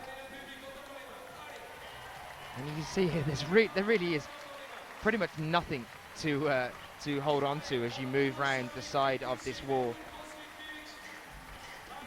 I think in his head he knows he has to change his hand, but at the same time he keeps going back to it. It's like a Well, that was a quick first attempt. Used up roughly half of his time, but then he could be in for getting quite a few more attempts in here once the 4 minute plus has gone. Again, if you are just joining us and you are new to climbing, remember this is the most amount of tops in the least amount of attempts. So we don't want to see athletes coming down from the wall too often. We want to see them driving up to the top And already this is going to be one of the closest finals I have ever seen. When we move on to the fourth boulder problem in a few moments' time. Here are the current standings. You ask for them, you get them. That's how we work. Dmitry Sharafutinov, 3 tops in 8 attempts, 3 bonuses in 5. Kilian Fischuber, 2 in 2 and 2 in 2. Sean McCall, 2 in 3 and 2 in 3. The only man to top 3 problems at the moment. Dmitry Sharafutinov skyrocketing back into the lead after having such a problem on the first problem. Now holds first place at present. And like I said, that really bodes well for the final problem for him, because he's on an ascendant there. He's got his head around that first one, he's put it behind him, and he's come out stronger, and now all the pressure's on everybody else. They're chasing him. It's fantastic. Well, Jan Hoyer still on the wall now with 55 seconds roughly left on the clock. Now he's going to try what I was saying earlier, Sheila, about Sort of bearing over, down, yeah. bearing down He's got into the it. toe hook. Just such a reach, such a far reach to that bonus with the right hand. It's an incredible stretch. And Jan Hoyer says, give me a toothbrush, I want to clean the wall. Yes, he's very much of the DIY brushing school, as Jan. We've seen him do it before. Well, he has 30 seconds left on the clock. This is not a time to be on the floor. He's got to get up there. And he's still brushing right, so this is going to be his last attempt, and he knows it's going to be his last attempt. He's taking his time now to clean the wall, and he knows that this is going to be the last one he has. Did you notice his left hand came off that crimp as he went for the bonus? If he can, the left hand, he lost it on the crimp as he went for the bonus. If he can just maintain that grip on the left, I think stabilize his foot, he could get this. it's definitely but it's it's a now static, or isn't never. it? It's not pushing and trying to grab that. That hold of the bonus isn't big enough for you well, to you're be able never to going to pop be able to onto it. jump for it, that's for sure. You're never because going to be able you can't to keep jump yourself on onto the it. wall. So it's going to be very, very slow and steady. We saw Kilian trying it. And before any of you say, why doesn't he just stick his finger into one of those holes on the wall? That's of course expressly forbidden by the rules. And he's down. Now, interesting, some of you in the chat room saying he will rest after the mantle, and he didn't, which was an interesting one. He'd obviously got himself pumped to go for the next section. He'd obviously got something in his head, but unfortunately coming off there before starting the traverse right to the right. Which was a strange strategy, because if he had rested, he had the time. He was on the wall, he had all the time in the world, as Louis Armstrong might have said, to recompose and go for the move, and he did seem to rush it well. Josh Levin joining us in the chat room. Josh, nice Hey, to Josh. see you. Very well-known American climber. So nice to see you there as well. Welcome if you are just joining us. My name is Daniel Finn. Welcome to IFSC.tv. If you are joining us on YouTube as well, do come across and join us in the chat room on IFSC.tv. I'm joined by Sheila McCarran, the lovely Sheila McCarran, that's been with us through quite a lot of this competition. Is going to stay with us. There are the standings, guys. That's how it is at the moment. And now we start. Rei Sugimoto comes out to have a look here with our fourth problem. First climber to try that one. Have you noticed on the table, Dan, it's almost like we've inversed the order in which people qualified, because Jan Hoyer, who was the last to come out, is because he was the best qualified, and he's now in 5th place. Incredible. So, this problem, let's have a bit of a discussion about this one. This was used, this is actually men's problem 1 earlier, and women's problem 1. They've started and they've switched them round just to throw a curveball at the athletes so they don't get used to the walls that they're starting off on. So this is now our 4th problem. So this is a 7B+, starting on the arete and then shoulder into the roof. The good hold before the pyramid, but then traversing down the pyramid to the bonus plate, which you can see there. He's just got his left hand on and then foot onto the teardrop shaped hold or onto the slate, which you can see just there. He's just reaching for that one. It's either foot onto the teardrop or hand onto the slate that's on the wall there. It's going to be interesting to see whether our athletes are split in how they're going to try this 4th problem, but it all comes down to this one, guys. Do not go anywhere. We are here with the World Championships for bouldering climbing with our men's World Championships. There's only 6 climbers. They have 4 minutes each to do each problem, so the maximum this is going to last is another 25 minutes or so. Like I said, definitely not the time to leave your TV screen or your computer screen or both. Alex's mum Denise joins us in the chat room. That's Alex Puccio's mother. Hello Denise, nice to see you.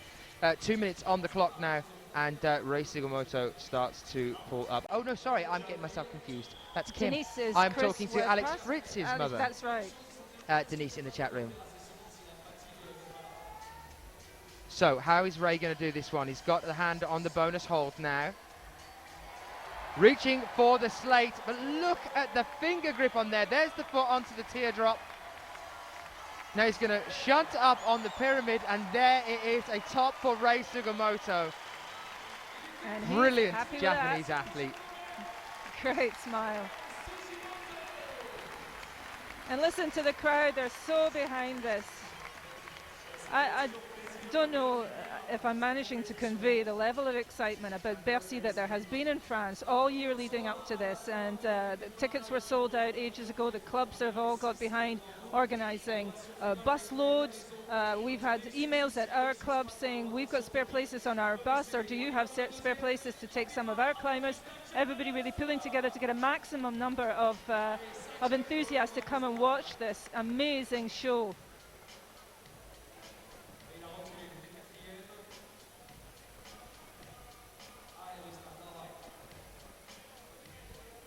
Well, just a few comments in the chat room there as well. They give the impression of having glue on their hands.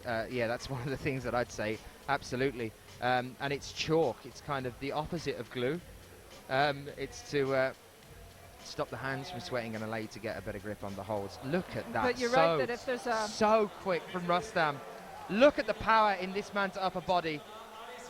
Look at the speed that he's moving at. And there's the look what bonus he's hold. moving on. Different technique. Yeah.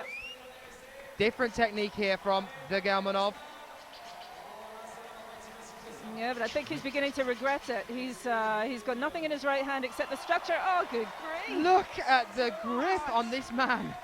What is in that guy's head? Rustam is just, you never rule out Rustam Galmanov. That is unbelievable. A flash there from Rustam Galmanov on problem 4. Which means that might make things really interesting as we move into the final few climbers. Let's see what is about to happen here. An absolute beast, Rustam Galmanov. An incredible athlete. Currently the World Cup rank number 1 for 2012. Now Killian is going to know that's just happened. Killian is also going to know that Rustam took that away from him. Took the World Cup title away from him this year. So it's going to come down to this clash between them, but also the one that we're really talking about right now is this man that joins us, and that is Dmitry Sharafutinov. When you think that most of this year it's been a 2-horse race, as you've been saying, between Fischhuber and Galmanov, and Galmanov put Fischhuber at the post, as you said, in the last World Climbing comp. And here they are, we were talking about those two all the time, and Sharafutinov, who had a nightmare of a start to his competition, could just come and come racing past them at the last stretch, because he actually has a problem more than they do up until now, and he's just herring up this for the moment. Obviously it can all go wrong, but... And here's Dmitry now, same technique here that we just saw. Now is he going to be able to stick this as he goes through the slate? This is what I want to know. Is he going to be able to hold on with that right hand as he moves across? Yes, he is. This is why the Russians love crimps. Look at the power in their fingertips. That, my friends, I believe is going to be gold here for Dmitry Sharafutinov. That's 4 tops. He knows it. Ladies and gentlemen, it's definitely gold. Dmitry Sharafutinov, world champion 2012 in Bercy. The world champion for 2012. What an incredible final. Would Some you comments bet on that? in the chat room there saying, this is madness. This is bouldering, ladies and gentlemen. That's what I have to say to that one. This is the World Championships here in Bercy 2012. Welcome if you are joining us. We have just watched somebody take the championship. Dmitry Sharafutinov, now the world champion of bouldering. We are waiting for our next athletes to come out as we now begin the battle for second and third place. That's what it's down to now, yes. Good grief, who would have thought? After that first boulder when it all went wrong and he's come back, what strength. Elena saying, I didn't think he topped the first. He did top the first, But in 4 attempts. In 4 attempts. So everyone else flashed the first problem, and Dimitri did it in 4 attempts. We thought, oh, he's really going to have to start pulling something back now if he's going to be able to try and take the championship here. Well, he definitely did it. And you saw the look on his face there as you knew Sean McCall totally did not expect to come off there. He did not expect that. You could see when he just planked it down to the mat. You don't normally see that. Just was not prepared. I think that could be the end of a podium hold for Sean. Need to do our maths, Daniel. Yes, we definitely do.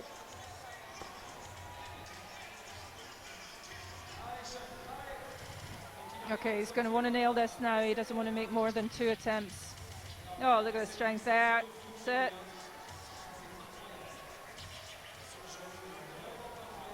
Come on, Sean. Great support for him in the French crowd. As I say, he lives in France now. Climbing for Canada, though. Come on, Sean. Now, what's he going to do here? Is he going to go for the slab first? He does. Yes. He secures it. Now the foot onto the teardrop, please, Sean. And now, let's see you bearing up. Do not lose this here now, Sean.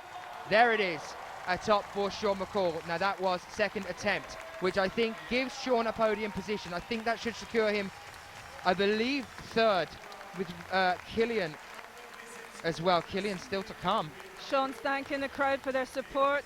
He's got a bit of a wry smile there. I think that last one is, he knows that's maybe an attempt too far, but we're going to have to wait and see. And as I say, he's climbing in the overall competition. He's going into tomorrow's final in third. And that's in the lead, guys, so you get to watch that one as well. He's not particularly a speed climber as such. No, Sean but McCall. this is all good points, and it could. To be honest, I think if he made the overall title, that would be great, because he is, for me, one of the more complete climbers. He does the bouldering, he does the lead, almost equally convincingly. That's not the updated score, people, don't panic. Well, this is what we have from the website at present. These are the results as we have them at the moment. Remember, these are all provisional. There's a 20-minute window after we finish the competition for appeals. So we can only give you what we have provisionally, and that is as it stands at the moment.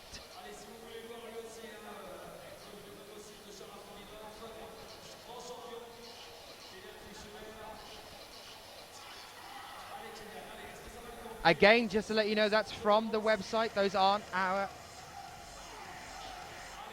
We're being fed this information from another source, people, but it's going to be updated very shortly, and you will have the real picture. As we all know, Sean actually has topped 3 boulders, and it's just going to take the system a little time to update the number of attempts and everything, so we can see what the real picture is. Meantime, Killian, on his first attempt on this final boulder. There's the bonus. Is he going to go for the same method as the others? It seems to be the way to go.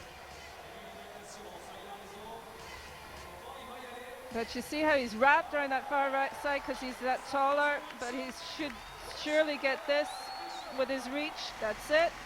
Killian Verschuber manages to flash that problem there.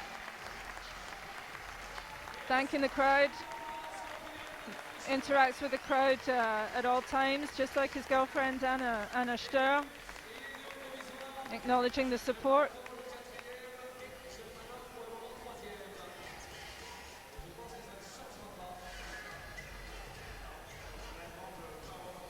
Well, we wait for our next athlete to come out, Jan Hoyer, who will be the last athlete to attempt this final boulder of this World Championship 2012.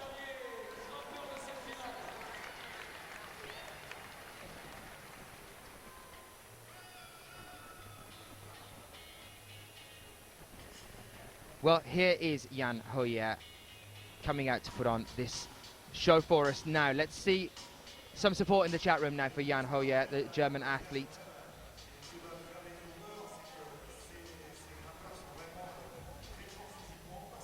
Well, Elise is saying, please tell us how many goes the athletes have had. Well, Killian's just flashed that last problem, problem 4. And we are now waiting to see what Jan Hoyer does with this one at the end. So Sean had the 2 attempts at it. Rustam Gelmanov flashed it. Ooh. Well, there's the bonus hold. Yeah. Already He further needs to than we get saw himself Sean round McCall a get on little, his I think. first attempt. Coming off the wall with a surprise on his face there. There's the slate. There is the teardrop.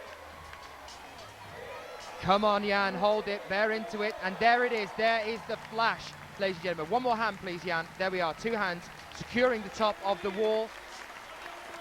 Slate, teardrop, flash. That's the way he's working it, and what a phenomenal way to end up his performance here in the World Championships. So, still waiting for the update to come on Jan Hoyer's score, but here we are with the results as they stand. Dmitry Sharafudinov taking the gold with 4 tops in 9 attempts, 4 bonuses in 6 attempts. Kilian Fischuber sitting in second place with 3 tops in 3 attempts, 3 bonuses in 3 attempts, and then Rustam Gelmanov in third with 3 tops in 4 attempts, 3 bonuses in 4 attempts. Again, guys, these results are provisional. There is still a 20-minute appeal window to come in, and we have to wait for that to come through. These are the results from the IFSC-climbing.org website. So we get them from there. If you want to catch up to date on any of that or any of our future events, get yourself onto IFSC-climbing.org. I believe we're going to see our athletes coming out to greet the audience and bid them adieu as we move towards the next section of our coverage here tonight. Well, guys, how did you find the bouldering finals? 6 incredible athletes. Jan Hoyer, Kilian Fischuber, Dmitry Sharafudinov there, the World Champion now, Sean McCall, Rustam Gelmanov, and Ray Sugimoto, representing, guys, 5 different nations as well. So that's what we're looking at here. Thank you so much for joining us here in the chat room.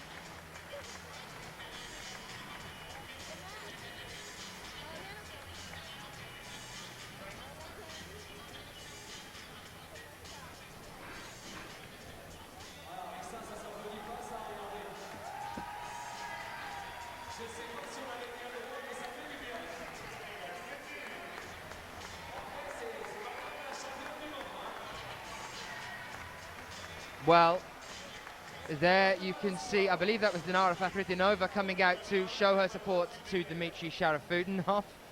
And what a lovely little moment that was. Dinara Fakhridinova, a very well-known lead climber from the same team, from the Russian team there. Some interesting comments coming in through the chat room there. Well, the crowd, get ready now as we move into our next section of tonight's coverage. And guys, don't go anywhere. You've got a couple of moments to just briefly have a bathroom break and maybe get some coffee if it's late where you are. But don't go anywhere. We are about to bring you the paraclimbing second final so far in this competition. 3 athletes competing for the gold, silver, bronze medals. 3 athletes coming out in the paraclimbing section. And now we are going to move on to the next section of our competition that we are holding on the IFSC's Facebook page. We've just uploaded a picture onto the IFSC's Facebook page. This is question number 2. Can you tell us who is this climber? Go over onto the Facebook page and have a look there at the picture that has just been uploaded and tell us who that climber is. That's question 2. Question 1, when was the IFSC created? Question 2, we've just uploaded a picture onto IFSC's Facebook page. Can you tell us who this climber is?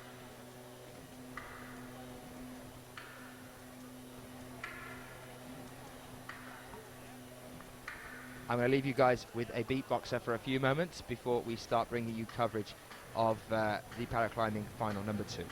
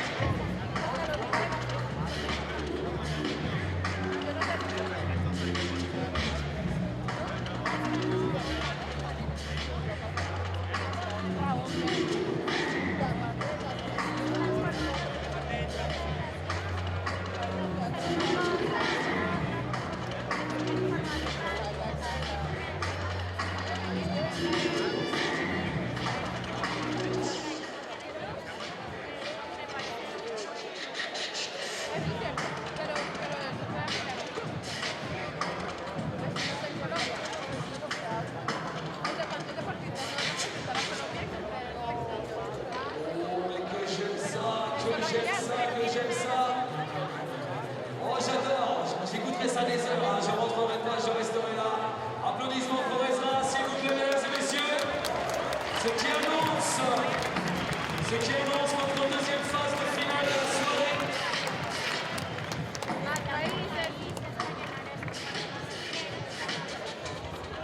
Alors je vais te rejoindre Ezra, je vais te rejoindre. Messieurs, dames, je sais que là vous avez envie de bouger. Par contre, je vais demander à toutes les personnes qui sont dans la salle de bien s'asseoir, s'il vous plaît, sur vos sièges. Je vais demander à ce qu'il y ait le moins de mouvement possible. Car je vais vous demander ce soir d'applaudir une histoire extraordinaire. Vous savez que pour la deuxième fois sur les championnats du monde, nous ont rejoint les épreuves handisport. Ce soir, vous allez découvrir un spectacle en rejoint vous, ça va être une communion entre les grimpeurs et le public. Parce que vous allez avoir devant vous ce soir la finale, la seule finale handisport avec les non-voyants. Et je vous demande de les applaudir très fort, s'il vous plaît, nos non-voyants qui vous écoutent et je veux vous entendre. In 2 minutes, we will have the first visually impaired P1 final. Et je vais demander avant de vous les présenter, messieurs, dames, de faire tomber le voile. Allez, applaudissements pour le voile qui tombe.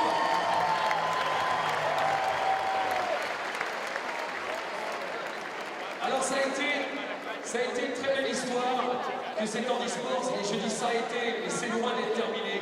On a une finale ce soir, on aura une autre finale demain, pendant les phases. Et ça a été une belle histoire parce que, en fait, si on devait dire un mot sur cette deuxième participation au championnat du monde, c'est qu'on a tous appris à se découvrir les uns les autres. Et c'est pas encore fini. On a encore beaucoup de choses à apprendre. Alors il y a une demoiselle, en plus ils sont pas prêts, donc j'ai un peu le temps pour les présenter. Il y a une demoiselle qui va parler bien mieux que moi pour vous présenter tout ça, parce que là ce qu'il va y avoir en fait, c'est que le grimpeur non-voyant qui va évoluer sur le mur va être accompagné d'un guide. Le guide va lui donner les informations, comme vous pouvez l'imaginer, monte le pied, monte la main, descend la main, fait ci, fait ça, et évidemment, quand il va falloir se jeter et que le corps doit se lancer sur le mur, il y a toute l'appréhension et toute la visibilité qu'ils n'ont pas. Il faut être vraiment précis au niveau du guide. Je voudrais qu'on applaudisse une de nos membres de l'équipe de France qui est non-voyante. C'est Roxane, elle n'a pas été sélectionnée. Je voudrais qu'on lui fasse une ovation, s'il vous plaît, elle est avec moi, elle va se lever. La belle Roxane, et je vais prendre ma mémoire.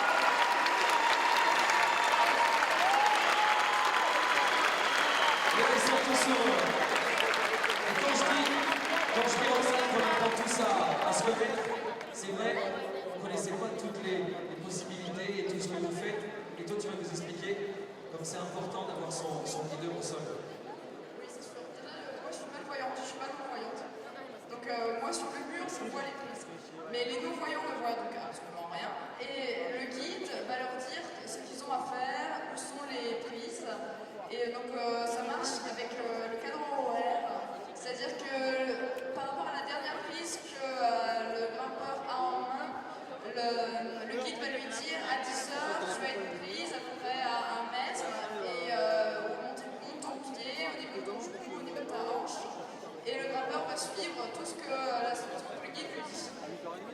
Alors c'est important d'avoir un ami, quelqu'un de proche, parce que là on pense à la compétition, mais tous les jours, quand vous allez vous entraîner dans des salles, évidemment, toi tu es obligé de déplacer un ami et de lui dire viens un peu avec moi. Je ne déplace pas un ami parce que habituellement, tout mon club me connaît et tout mon club sait comment me guider, donc jamais de problème. Alors vous par exemple, pour l'équipe de France, qui vous a guidé? C'est quelqu'un qui est venu de ton club ou c'était... Non, c'est l'entraîneur national Sébastien Yaki. Et est-ce que ça vous convient? Très bon guide. Je voudrais qu'on applaudisse très fort, s'il vous plaît. Voilà, au moins, vous avez un petit aperçu. Alors, Roxane, elle le dit, elle n'est pas non-voyante, il y a des différences, il y a B1, il y a B2. On ne va pas rentrer dans les détails. Vous allez voir que votre cœur va se laisser porter tout seul.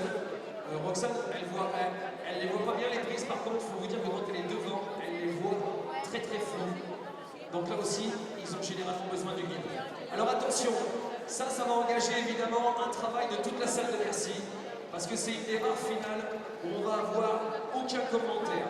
On a découvert hier sur les phase de finale, un japonais, une doublette japonaise extraordinaire, avec généralement ils ont une radio, le grimpeur est à l'oreillette, l'autre en est avec son talkie-walkie.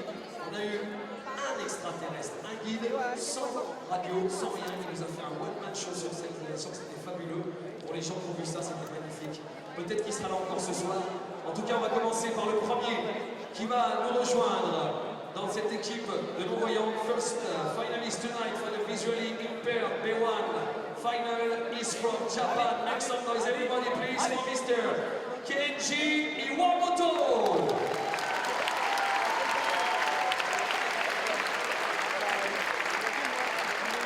Et vous allez vous régaler. Voici le guide qui va, à mon avis, nous faire découvrir un moment intense. Second man in final tonight. Le deuxième, messieurs, dames, et là, ça va faire du bruit, merci. Il est français. En finale ce soir, du bruit pour Nicolas Boineau.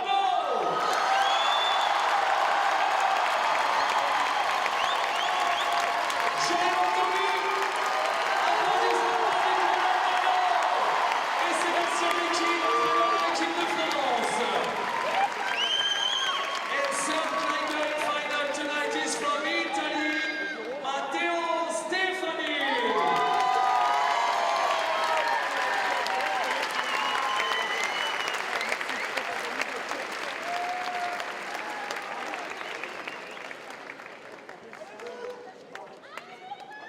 Allez messieurs, dames, observation time. On va y aller pour l'observation. Alors l'observation, c'est aussi évidemment l'observation du guide.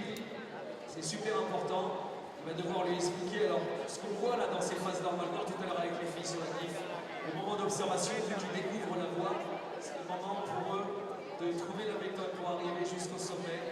Là, c'est le guide qui va être obligé de... Well, a big welcome back to you here for the paraclimbing second final of this competition.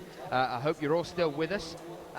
It's lovely to see some climbers joining us as well. Hi Molly, it's nice to see you now back from Singapore from the World Youth Championships. Fantastic effort there. Well, we're here now with our first paraclimbing final of this evening, second paraclimbing final of the competition. How's everyone doing in the chat? Are we excited about this one? We're going to move on to these are three athletes who you can see now looking at the route at the base of the wall. Well, we not necessarily looking at, but being shown the route or guided through the route by their guides that are way at the bottom of the water, beta for them. And I am joined now by Andy Coulthard, who is the chief coach for Great Britain in the paraclimbing division. Andy, a very warm welcome to you. Thank you. It's good to be back and seeing these climbers perform again. Well, there's a comment there in the chat room from Josh Levin, another very well-known climber, saying that these guys are the most inspiring climbers, and it's the most inspiring climbing event in his opinion. So thank you for your kind words there, Josh Levin. Josh, I definitely agree with you on that. They are inspirational. They're inspirational to work with and to watch, as you're all going to do in just a few minutes. You'll see just what these guys can achieve. Bearing in mind they are all B1, so they are all totally blind. They're relying on the guys who are giving them some tips here to sight guide them for each and every move they make in the climb they're about to do. So B1 means less than 5% vision, so basically blind. And that is what we are doing here with our B1 athletes. 3 in the final here, so they've already medalled. But it's all going to be down to who takes the gold here, and they are very, very keen to get started. You can see on the look of their faces as their guides are talking through exactly what's going to happen, and no letting up at all really in this division, as we are now looking at a 7B plus route. Now, I can tell you now completely honestly, hand on my heart, there is no way I would even get off the ground on a 7B plus. Let's have a quick look at the background on one of these guys. I had a chance to have a really good chat earlier on with the chap on screen right now, who's Matthew, who's the Italian finalist. And Matthew he's only 19 years old, and he's been climbing now for 5 years. But Matthew he's been blind since 3, so most of his life he's had to cope with this disability. But you know, from the conversation I had with him yesterday, he is just well up for this climb and really looking forward to it. Well, I can tell you the reason that the entire auditorium has now gone quiet and will remain quiet while this happens is, of course, because these athletes are blind. Their guides talk to them as they are going up the wall. Now, sometimes that is done with a headset, and a guy on the bottom of the wall, one of the guides that is betaing for them as they're climbing up the wall. And actually, we saw the Japanese guide that's just there talking through the holds with the Japanese athlete in the final. He actually was shouting up onto the wall, which is it was just the most interesting thing to listen to. So if you want to watch that, if you want to see the coverage from the first ParaClimbing Final so far at this competition, get yourself over onto YouTube and look at the ParaClimbing Final that we saw the other day, and you can see what we're about to expect from this, the second final.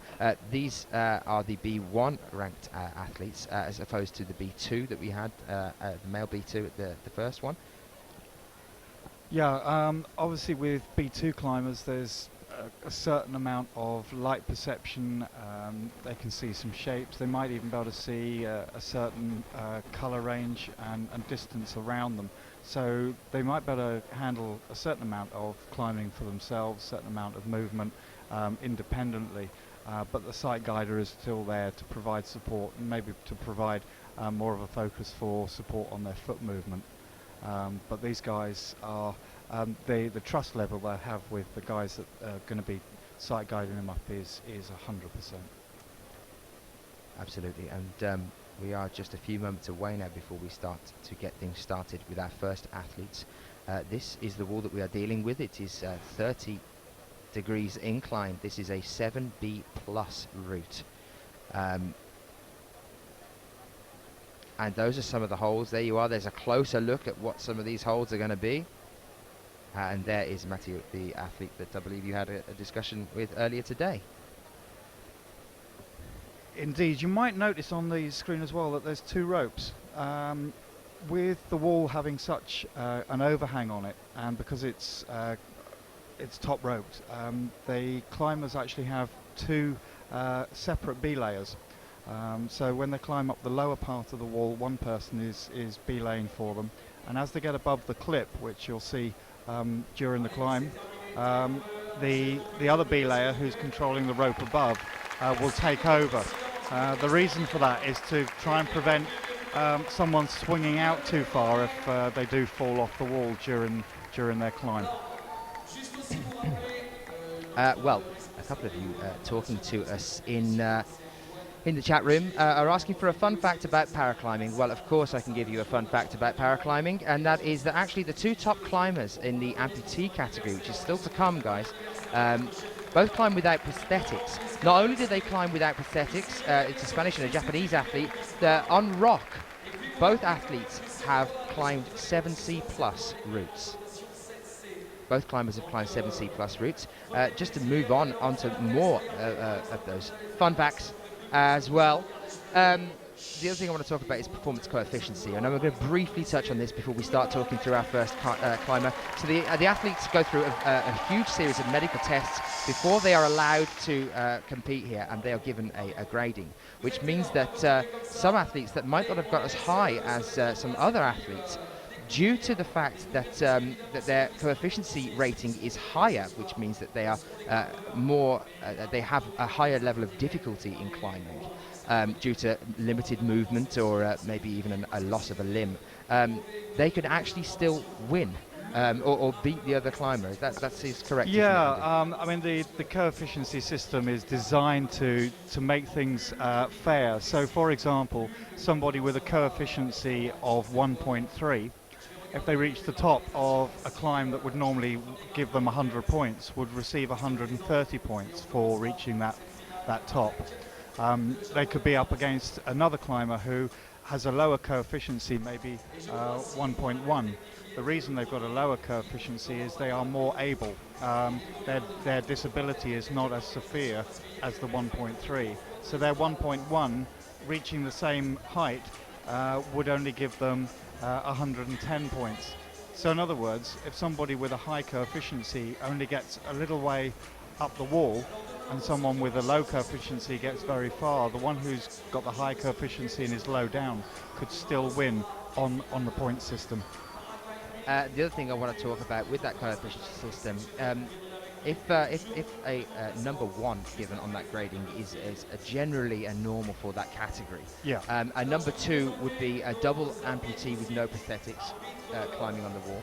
And to let you know the kind of diversity that we have here in the performance coefficiencies as we move through the paraclimbing sections, we actually have an athlete that has a rating here of 3.6 here in Bercy, who was competing here. So that is exceptionally high coefficiency rating. It is, and the other extreme is we did have a B3 climber with a coefficiency rating of 0.7 because they were competing with B2 and B1 climbers. So you can see the wide range in the coefficiency and how it can affect people's performance and the results. And yes, a very good point from Scott there in the chat room. Remember, as we move through this final, these athletes are blind. This is the paraclimbing final, the second paraclimbing final that we have here. And I think it is about time that we address the fact that it is now included within the World Championships. This is the second year that we have had paraclimbing in the World Championships. The first year, the competition actually came just after the main World Championships, and now it is one of 4 disciplines represented here in the World Championships. And we begin with Kenji Iwamoto of Japan as he comes out onto the wall with his guide. And there you see the stadium grow silent. As you can see, just even while he's being connected up to the rope, his guide is still talking to him, still going through. He'll tell him where his first handholds are. And there he's checking to feel where his first footholds are going to be for left and right. Yeah, he's found that one, just so he knows as he starts out exactly where his body's going to be moving to. As soon as he's onto the wall, then he's very much in the eyes of his guide for each movement now. Well, here he is on the wall, just starting off here.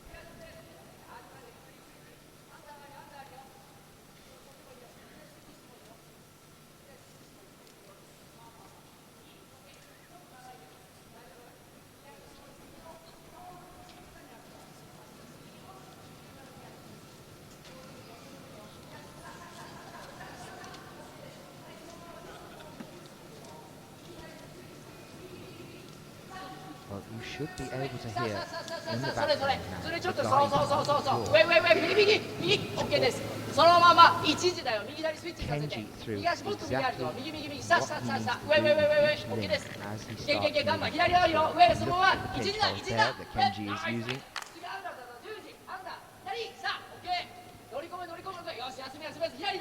As the climbers watching, you can imagine the difficulty of the climb that Kenji is on. And just factor in that Kenji has to keep each of those handholds in place for longer perhaps than we would choose to do while he's waiting on instructions.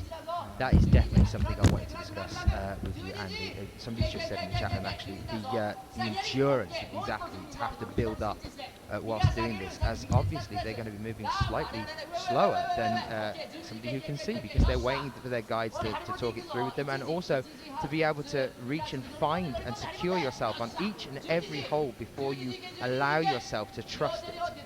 And is a huge thing. So the endurance level these athletes have to build up is just out of this world. Incredible strength as well. Another comment in the chat room there. We're gonna try and commentate as little as possible so you can hear as much as possible of the unbelievable guiding that's happening at the bottom of the wall at present.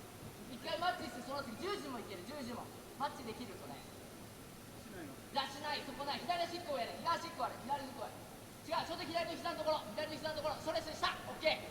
それで12時だったらいっちゃっていい。頑張れ頑張れ頑張れ。それ10時でもいいぞ。それだ、届かない届かない届かない。マッチしてマッチして。頑張れ頑張れ頑張れ頑張れ。マッチマッチマッチマッチ。10時だ、10時10時。でもテレビ、おー。 Well, the crowd are definitely not silent now, are they, as they come back into the frame. And Kenji obviously knows that. A huge smile on his face there as he comes down to join his guide at the bottom of the wall. What an incredible athlete, waving to the crowd there. Fantastic performance. So guys, if you are just joining us and this is your first taste of paraclimbing, what's your opinion right now? If you want to catch up on the first ParaClimbing Final, go and get yourself over onto the YouTube channel and have a look at IFSC's YouTube channel. You can catch up on the first ParaClimbing Final. I was there with Andy yesterday as well. And I'll be with Andy as we move through the ParaClimbing Finals. If anybody doesn't know who I'm joined with right now, this is Andy Coulthard. She'd has gone and had a bit of a break while we join another specialist here, Andy Coulthard, the head coach for Team GB on the paraclimbing. Well, now our next athlete comes out. Moon saying in the chat room there, goosebumps. I know exactly what you mean there, Moon.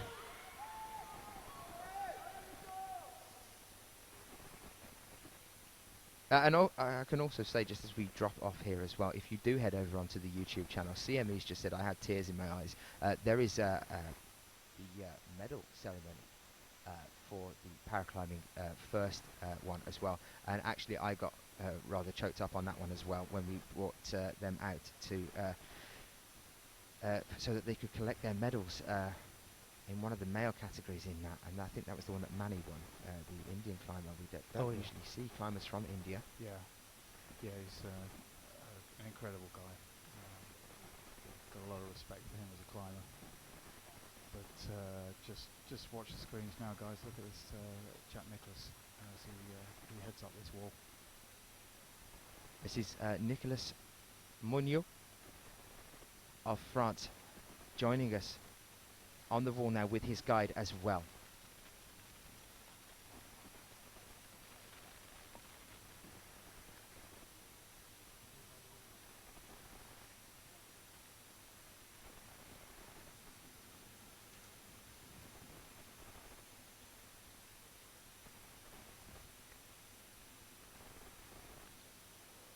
Nicholas, his site guider, is using a walkie-talkie system, so he's Nicholas will have something no doubt attached to his harness so that he can hear what's going on as he's further up the wall.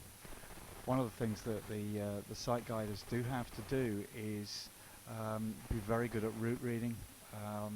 They have to read the route slightly further ahead from the climber, so that as the climber reaches that point, the person on the ground knows which part of the body needs to move, how to keep the climber balanced, and just help them make that movement as easy as possible.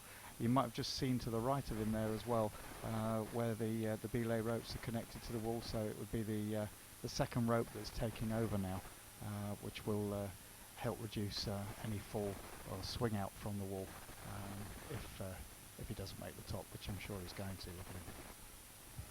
Well, our first athlete definitely made it to this point. Let's see whether Nicholas can start to push ahead of where we lost our previous athlete just a few moments ago. A couple of comments in the chat room as well saying something that I actually posed to you guys, saying next time you go down to the gym, just take anything that you can take with you to use as a blindfold and just try it. Get yourself onto a 7B plus route, or any route, and just try having somebody, as long as you're safe of course, talk through with you on the ground where you need to move your hands. I can tell you, whoever you go climbing with to do that with, and does the belaying and the site guiding for you, will get just as much out of that experience as you do as a climber with no vision. You can see the teamwork at work here from Nicholas's guide down on the ground.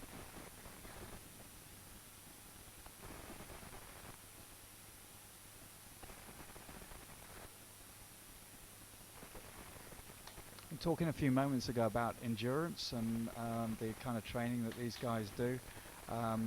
Two of the three of the GB climbers are visually impaired, and we do a considerable amount of endurance training for them, just so they can do this kind of thing. There we go. An incredible effort there from Nicolas Monod. What an incredible effort, and I think that's just put him in the lead there. He just got a little bit higher. Superb effort. It was brilliant to see. And yeah, I mean, he's climbed up higher. He's yeah, there you are. You can see it on his face.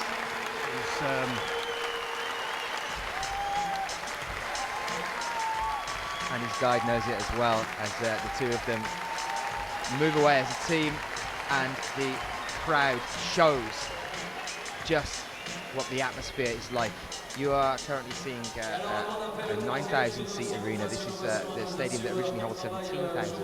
Well, we have 9,000 seats for the finals all through the weekend. You are hearing 9,000 people do nothing but breathe for the entire duration there, and the atmosphere out there is just intense. So, last climber to come now. Is it going to be possible for our next athlete to try and surpass what Nicolas just did on the wall? Last one, guys, and then we will have our little award ceremony.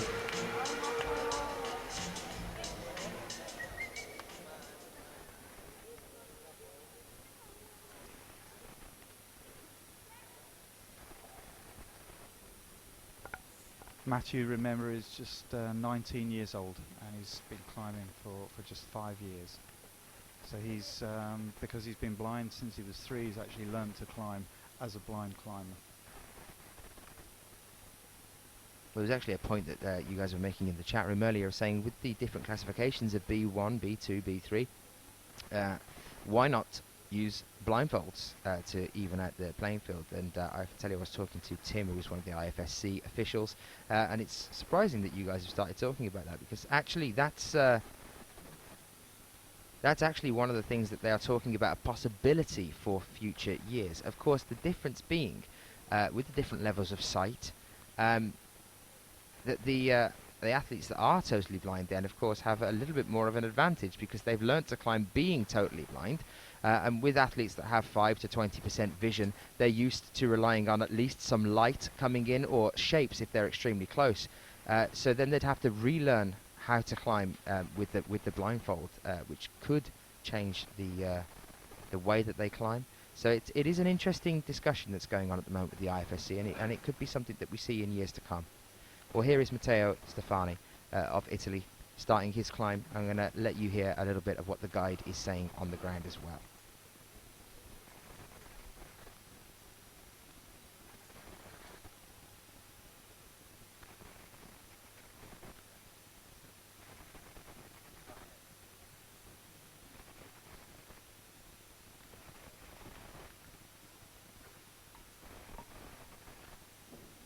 Well, welcome if you are joining us. I believe that question that was just posed in the chat room about the grading of the route has just been answered. Welcome to the second ParaClimbing Final here at the World Championships. You are currently watching Matteo Stefani, the last climber here in this category. You can see him trying to secure that hold just above his head now, as he moves up towards the volume here on the left-hand side of the wall.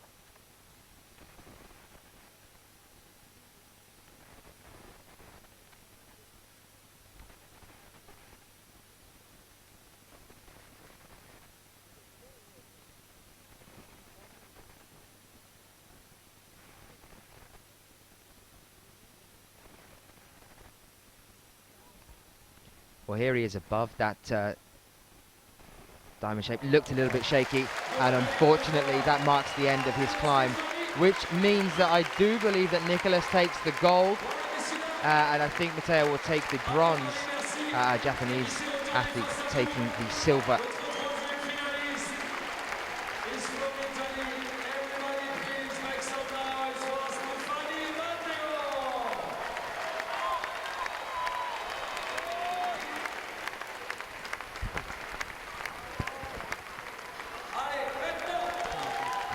And so there it is.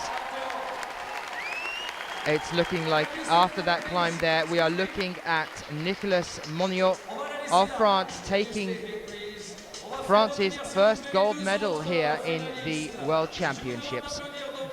Possibility for more of those to come. Then after that,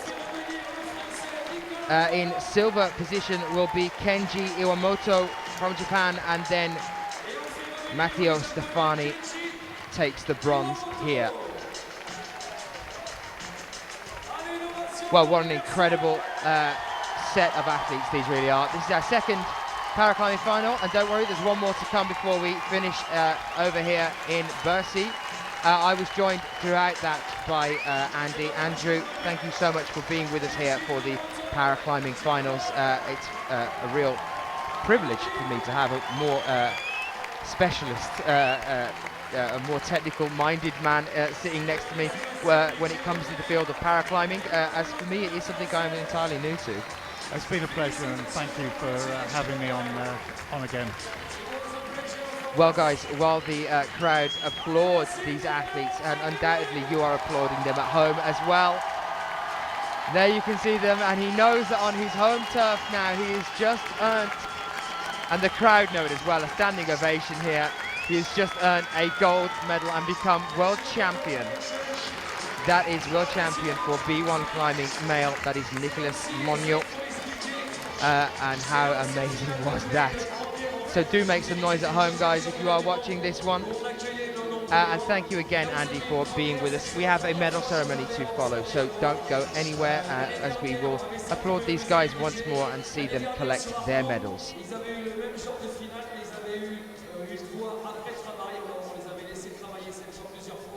Well, thank you for being with us. I'm just going to hand it over to the main MC, which is Christopher, down on the ground now for a few moments, and we will be back for the medal ceremony. Well, sorry, I will be back. We're not going anywhere with the coverage.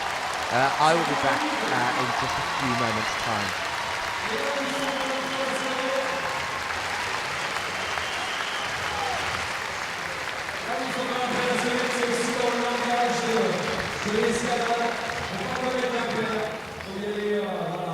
Et il y avait une ambiance dans cette équipe de non-voyants, dans toutes les nations. C'était vraiment magnifique et il fallait le vivre pour le croire. Congratulations to all the climbers, visual impairment. Really congratulations.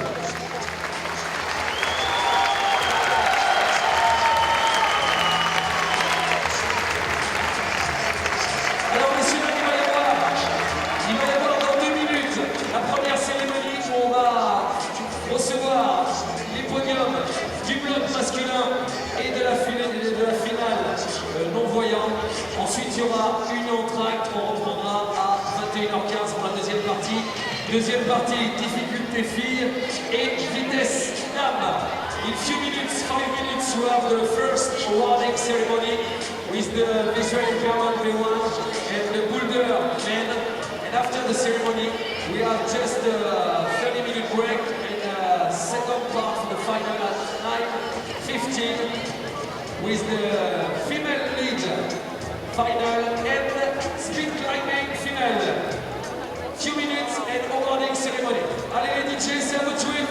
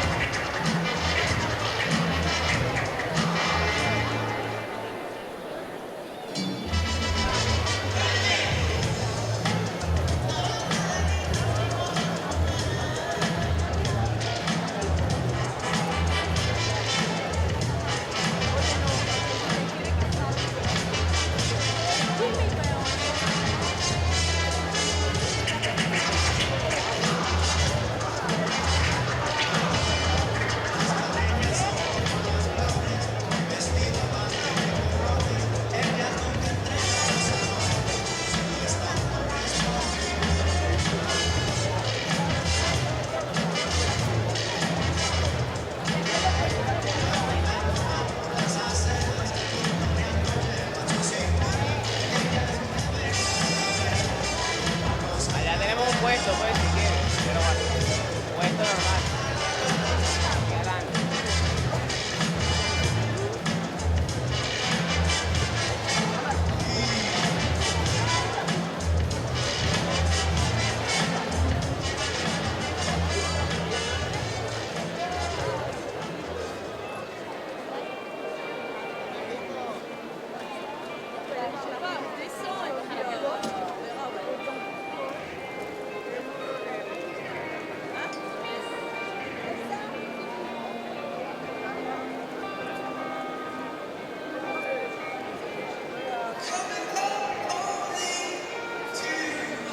Mesdames et messieurs, veuillez accueillir le podium des championnats du monde 2012 dans la catégorie escalade de bloc messieurs. Ladies and gentlemen, please welcome the 2012 World Championship medal winners in the men's bouldering competition.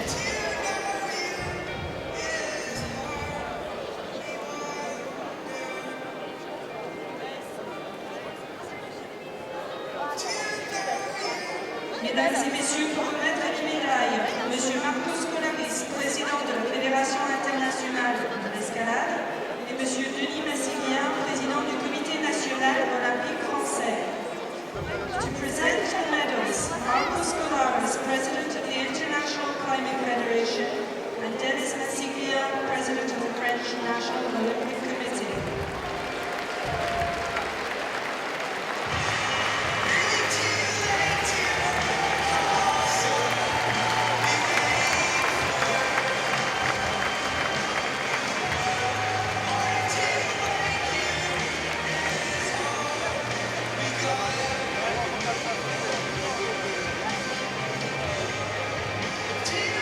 La médaille de bronze représentant la Russie, in bronze medal position representing Russia, Rustam Galmanov.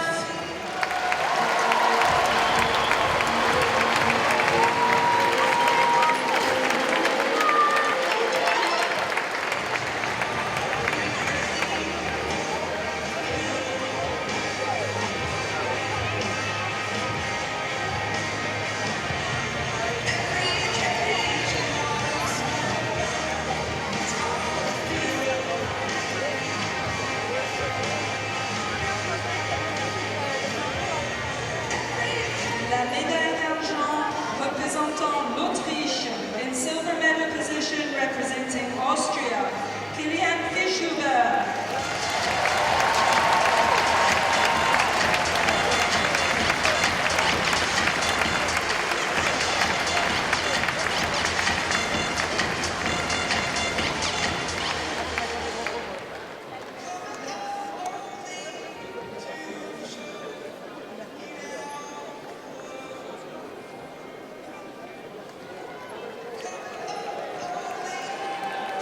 La médaille d'or et champion du monde d'escalade 2012 représentant la Russie, the gold medal and 2012 World Climbing Champion representing Russia, Dmitry Sharafutinov.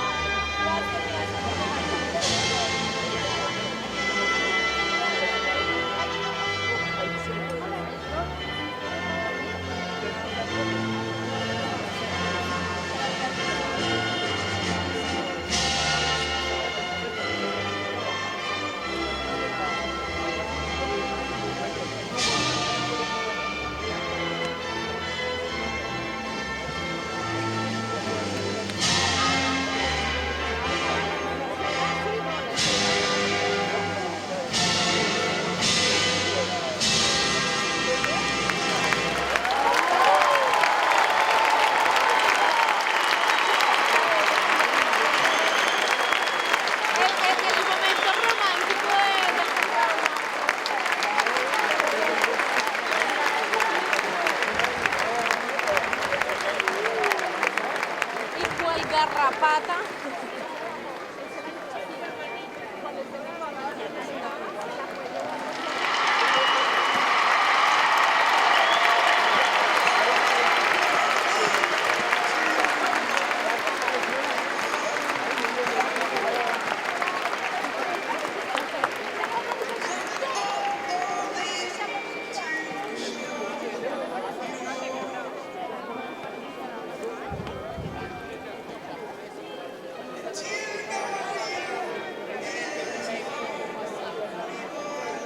Pero estaba estresadísimo, bueno, estaba estresadísimo.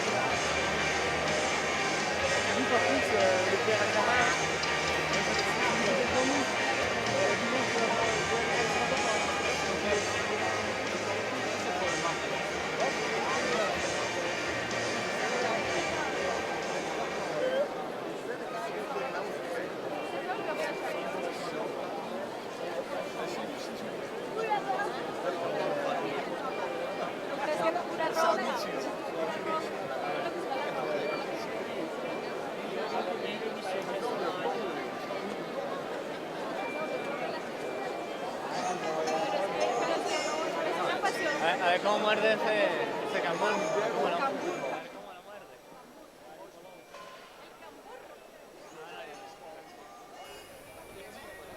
Well, hello, welcome if you are joining us right now on the stream. It's great to have so many of you with us from all around the world. Thank you for coming and joining us here on IFSC.tv, and also some of you might be joining us as well in the YouTube feed as well. If you are joining us there, do hop over to IFSC.tv and come and join us in the chat room, because it is great to see so many of you, as I say, from all over the world, different nations, joining us in the chat. It's been a privilege to talk to all of you. I can say to you now, guys, that I have actually managed to confirm, as I've just been down out to the front of the wall. You might have even seen me in one of the wide shots, running around like a madman. But I can say that I've managed to confirm for the lead women's final, which is coming up very, very soon, guys. That's going to be at 9:15 Central European time, so don't go anywhere. Much more still to come this evening as we wait for them to set up for the medal ceremony for the para-climbers.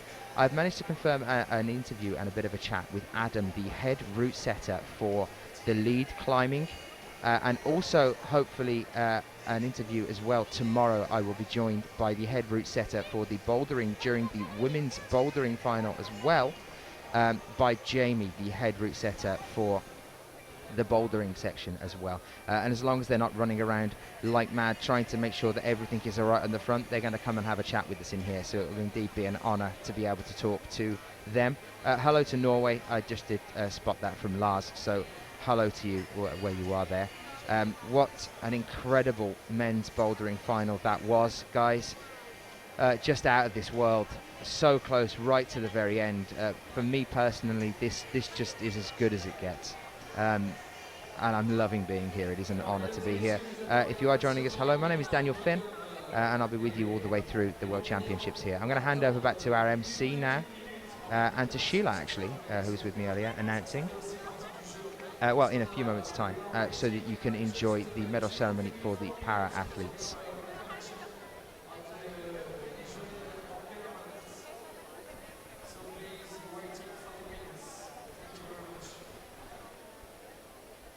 I do believe that was our MC announcing that there's going to be roughly 5 minutes before we get things underway with the para-climbing medal ceremony. They're scrolling along the bottom of your screen now. Some very important information. Please do pay note to what we're putting up on there. So while we have these 5 minutes, let's have a bit of a conversation with you guys joining us in the live stream at present. I want to know how you're all doing, and for you, what so far has been the highlight of the World Championships? Let me know your opinions on that one so we can make it known to anybody that might be joining us over in the future on YouTube on the replays as well there. If some of you are interested in any of the events from this year through the bouldering and the lead and the speed, get yourself over to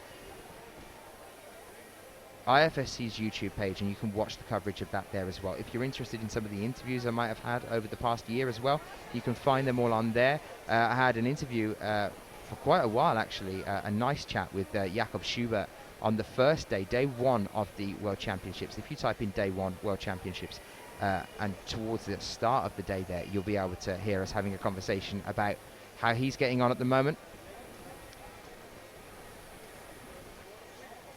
And do let us know as well what you believe has been the best moment. So from Gyogyo in the chat room, the best moment so far has been the men bouldering final. Great final. I would have to agree with you on that one. What an incredible final that was.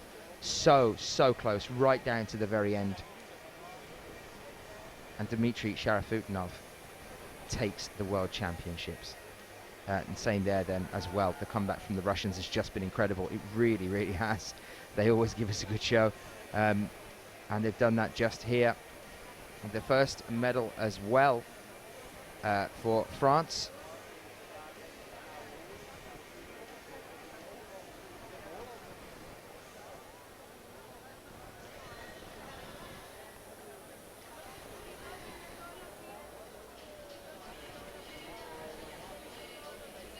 And also a couple of the athletes, I'm sure a lot of you are athletes, But for you guys joining us in the chat room, some talk as well about the paraclimbing and how inspirational that was. That was definitely a highlight as well. And we have another paraclimbing final to come tomorrow as well, the third and final paraclimbing final.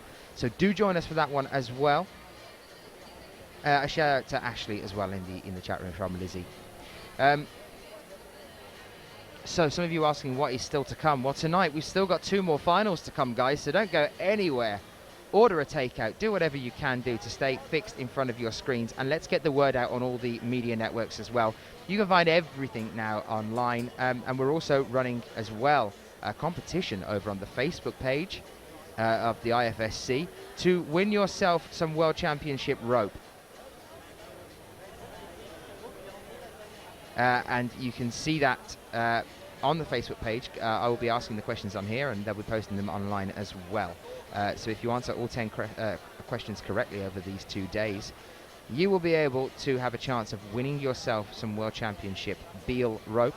It's the Diablo rope.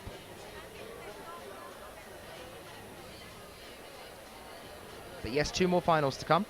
So we'll be going over to you live, taking a little bit of a break, and coming back to you at 9:10 Central European Time. And I'll say hello to you guys before we start to kick things off with the women's lead final. And then we'll progress into the speed final for the women as well. So you're getting to see our first glimpse at speed tonight as well, guys. I know a lot of you are wanting to see that, so that's going to be happening as well. So yes, don't go anywhere. Get the word out. Let's get people in here. Let's get Facebooking and tweeting about the event. You can find on Twitter, come and find us on 24/7 TV on Twitter. Come and find IFSC on Twitter as well. Or also, let me know how you're finding the coverage as well. You can find me on there at @_Daniel Finn.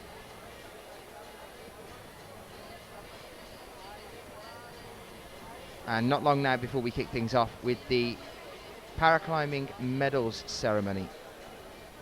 So that coming up in a short moment's time.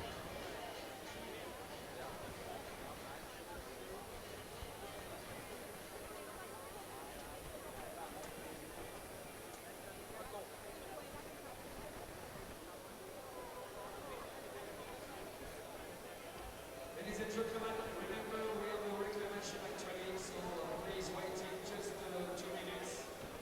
Just to wait the awarding ceremony, make sure that the please.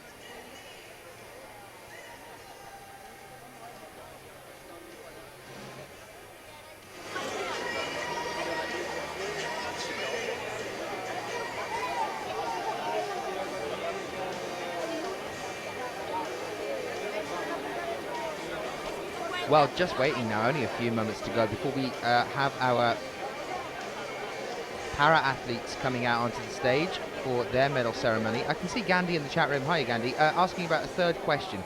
Do send that in to me again and I will try and solve that for you, whatever it is that's playing on your mind. And Kyle Warren as well asking what's up next, and Gandhi answering it for me. The women's lead final is coming up next, guys. We will be witnessing that at 9:15.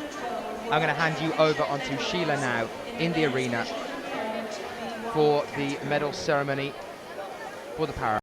See you shortly.